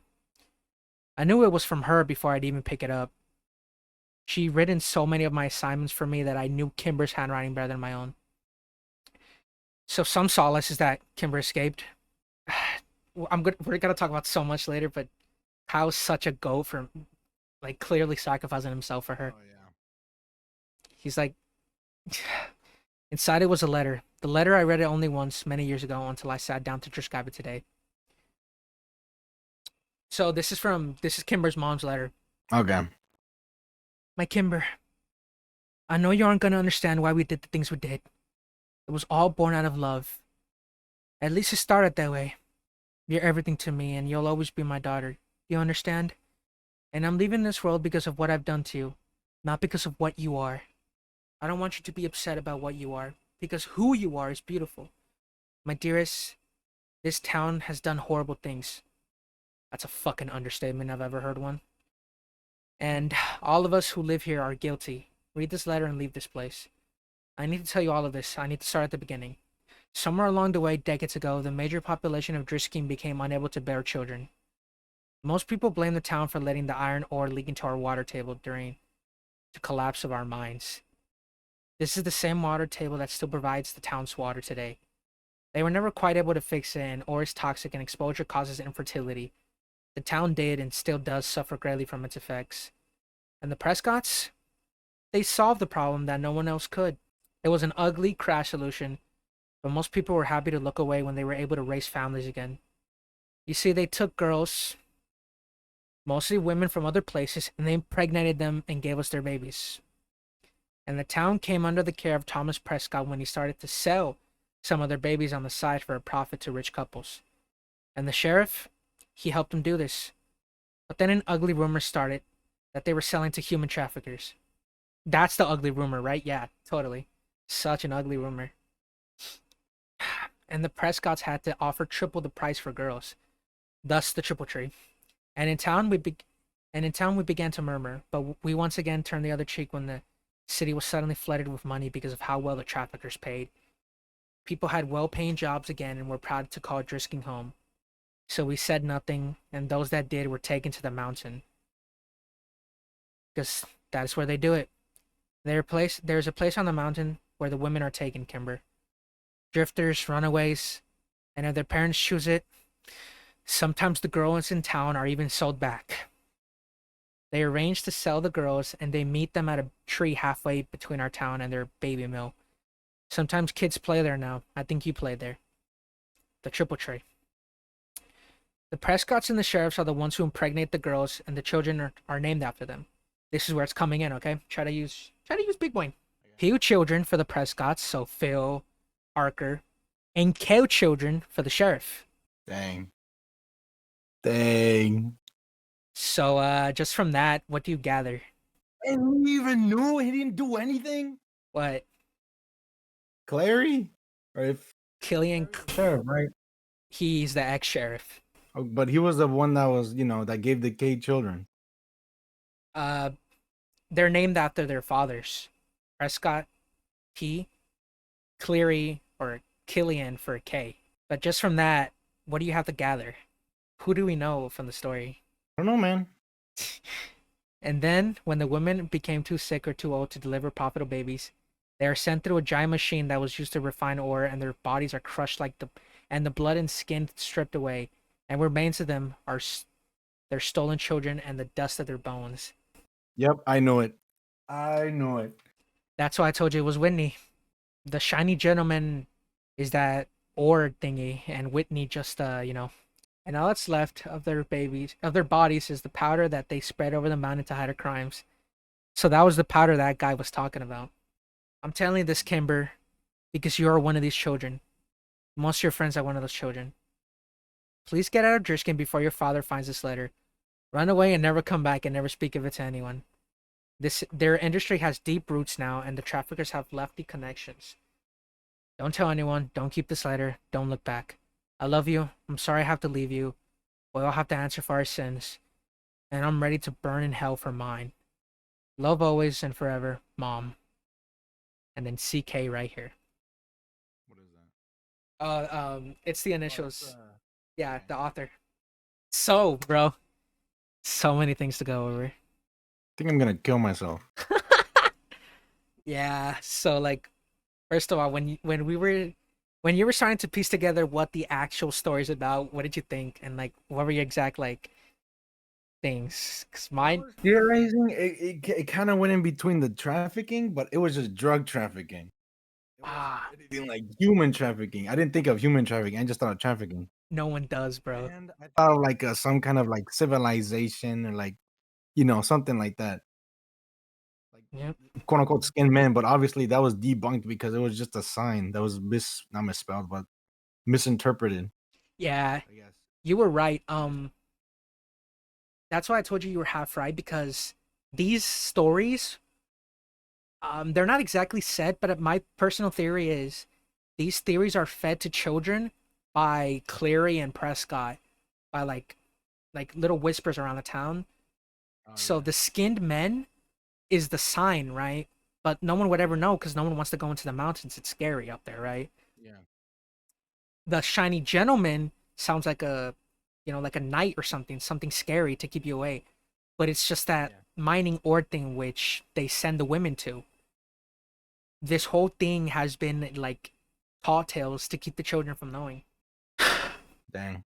And what were you gonna say before I cut you off, my bad? No, nothing. It's just Yeah, beat the fuck out of Kyle. and he's a vegetable. I just want like, just I can't imagine that. Like, not only my sister, but like I can just imagine, like us, like me, you imagine, I guess, like I imagine you, you imagine me. Like, I couldn't imagine just having like you turn into a vegetable out of nowhere. Like the guy I once knew, like we've been Yeah. fucking friends for years. I can't imagine you just like then turning into a Yeah. vegetable. It's like hard to imagine, bro. And then I wanted something about the names. So P is for Prescott, and K Yeah. is for obviously the Killian. Do you know Sam's last name, aka the name of his dad? Walker.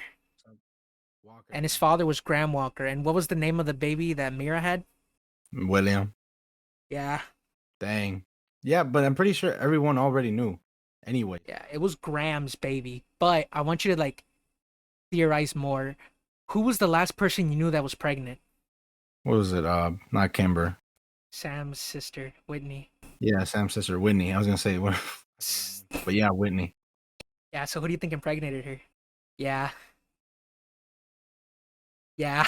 No, no, Yeah. Yeah, it's fucking disgusting. I no, want to bro. throw There's no way. I want No fucking I no, want to no. throw up. I want to throw up. No, I am you so fucking close. serious? And bro still tried to. Yep. That's why if you see this comment under here by Map the Soul, he'd only been at the department 7 months after all, and he doubted people in the county would vote for him, which was in, I think, part 2. Sam's dad sold off Whitney to get the job as sheriff. And not only did he sell Whitney to get the like sheriff part, he, his daughter for 7 fucking years. That's why I hate this line. I love your sister more than you can imagine. She's my daughter, Sammy, and I will never give her up. He loved her so he wouldn't let the other men touch her. In a sort of fucked up love way, he's like, I don't want these men to harm you, so I'll do it. Which is just like fucking deranged. That's something. Yeah, that's something even more deranged. That's not even like. Yeah. Now you want to know why I wanted to fucking make this video? Let's go. How fucked up? How's fucked up? That's fucked up. That's fucked up. Oh yeah, and while you're riding that high, Kimber and Kyle. Oh yeah. I already knew that. I was like, Kyle. I already knew bro was like, you know. Sheriff's kid. Your bro just busted So out, I don't think you're putting it together. They're siblings. Kimber and Kyle. Kimber and Kyle were boyfriend and girlfriend. Boyfriend and girlfriend. This makes it worse, yeah. And it's something so fucked up because unlike Graham, right? Fuck that guy. Kimber and Kyle didn't know. So it's like I can't imagine loving someone and then turning out they're like your half sibling. Although the signs were always there, you know. She has orange curls and he has like red hair. Yeah. And I'm guessing Cleary or Killian has red hair too, or at least a shade of orange or red. But yeah, I'm so sorry, brother. What's the worst part for you? Like before we end this, because for me, the worst part is like I can't. First of all, imagining you as Kyle, like I couldn't. Like I said, that would kill me to see like you, who I've shared so many memories with, turn into a fucking vegetable right in front of me, and just to make that worse, they blame me for it. Like it says right here, Sam spent 5 drug-fueled years. And just so you know, it was I'm not sure we can say this, so just like I guess you can blur it. He became an addict, which is like can you even blame him? He's seen so many things. He's gotta be traumatized, bro. But anyways, just to gather my thoughts. The worst part for me is that Whitney spent 7 years. No, she spent like 15 years a normal life, right? She was like in where the fuck were they? Pennsylvania or something like that. A normal life. She grew up with a normal dad, normal mom, normal brother. She had a life. She had a boyfriend. She had a just a life, right? She had this beautiful life. Just to lose it all in 7 years to her dad. That like Because he wanted to get that job. yeah, and not only get that job, but also like have this weird obsession with it. It fucks me up so much, which is why this story sticks with me. This specific part sticks with me. It just like makes me so sad, you know. What's the part for you that like the worst part for you? Well, obviously this whole thing is bad, but like And this entire link, this entire story, that's the worst part. Everything about this. no specifics, just the entire thing. The specifics, like probably the ending. Because if Kimber had seen that letter and no one was there to stop her, she would have like, they would have all just done something about it. If they knew what would have happened, Like how but no, she got sold off. true, yeah, Kimber. And then she was, I'm pretty sure she's like, she was used, I'm guessing. Yeah, she was. Like no diss to you, just to make it clearer. I think what you're trying to say is like he feels guilty about it, right? Yeah. Like this all started because Sam's obsession with Borrasca. Not really an obsession, but like his want and need to find Whitney. And if they had ignored all of this, they probably would have lived normal lives. Um, Yeah, but it's would you if your sister went missing, would you have done something about it? fuck yeah, bro. That's why I If said my like sister went missing, I would have done something about it. me too, bro. Like I would not be able to give up just like Sam. Like I would do this, but also like I guess trauma doesn't work that way. Cause if my friend got harmed like that, I'd also be like, fuck, I shouldn't have done that. I shouldn't have looked for my sister. But just so you know, Kimber, we later learn in part 5 that Kimber can't get pregnant because she drank the water of the mine, right? Oh, okay. I'm not gonna tell you. Dang, they But would have killed her. yeah, and here's the thing. The author also then clarified that they do blood tests on all of them to see if they're worthy of being taken, right? Taken, I mean. Okay. Kimber was gonna be like just left alone, right? She would have just been a normal girl. She probably would have had to adopt a baby, you know, Yeah. go with this whole thing. But because of Sam, Kimber, and Kyle's like visit to Tom Prescott, and just because they kept asking so many questions of Borrasca. They took Kimber as a sort of like message to them. So even though they knew Kimber couldn't get pregnant, it was a sort of message, which makes it worse. Like she's like not even a human to them. She's like a revenge tool, you know, to hurt them. Yeah, man. Now you can tell I wanted to read the story. Oh no, bro, it's good.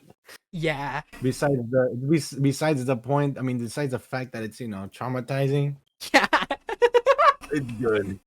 I think the fact that it is traumatizing is so good because for horror, I feel like if you watch a horror movie and you don't at least get scared or traumatized, then it's probably not a good horror movie. This has already been gone long enough. I think we already said everything we had to say, right, Joshua? I feel like he's still at a loss of words. Yeah.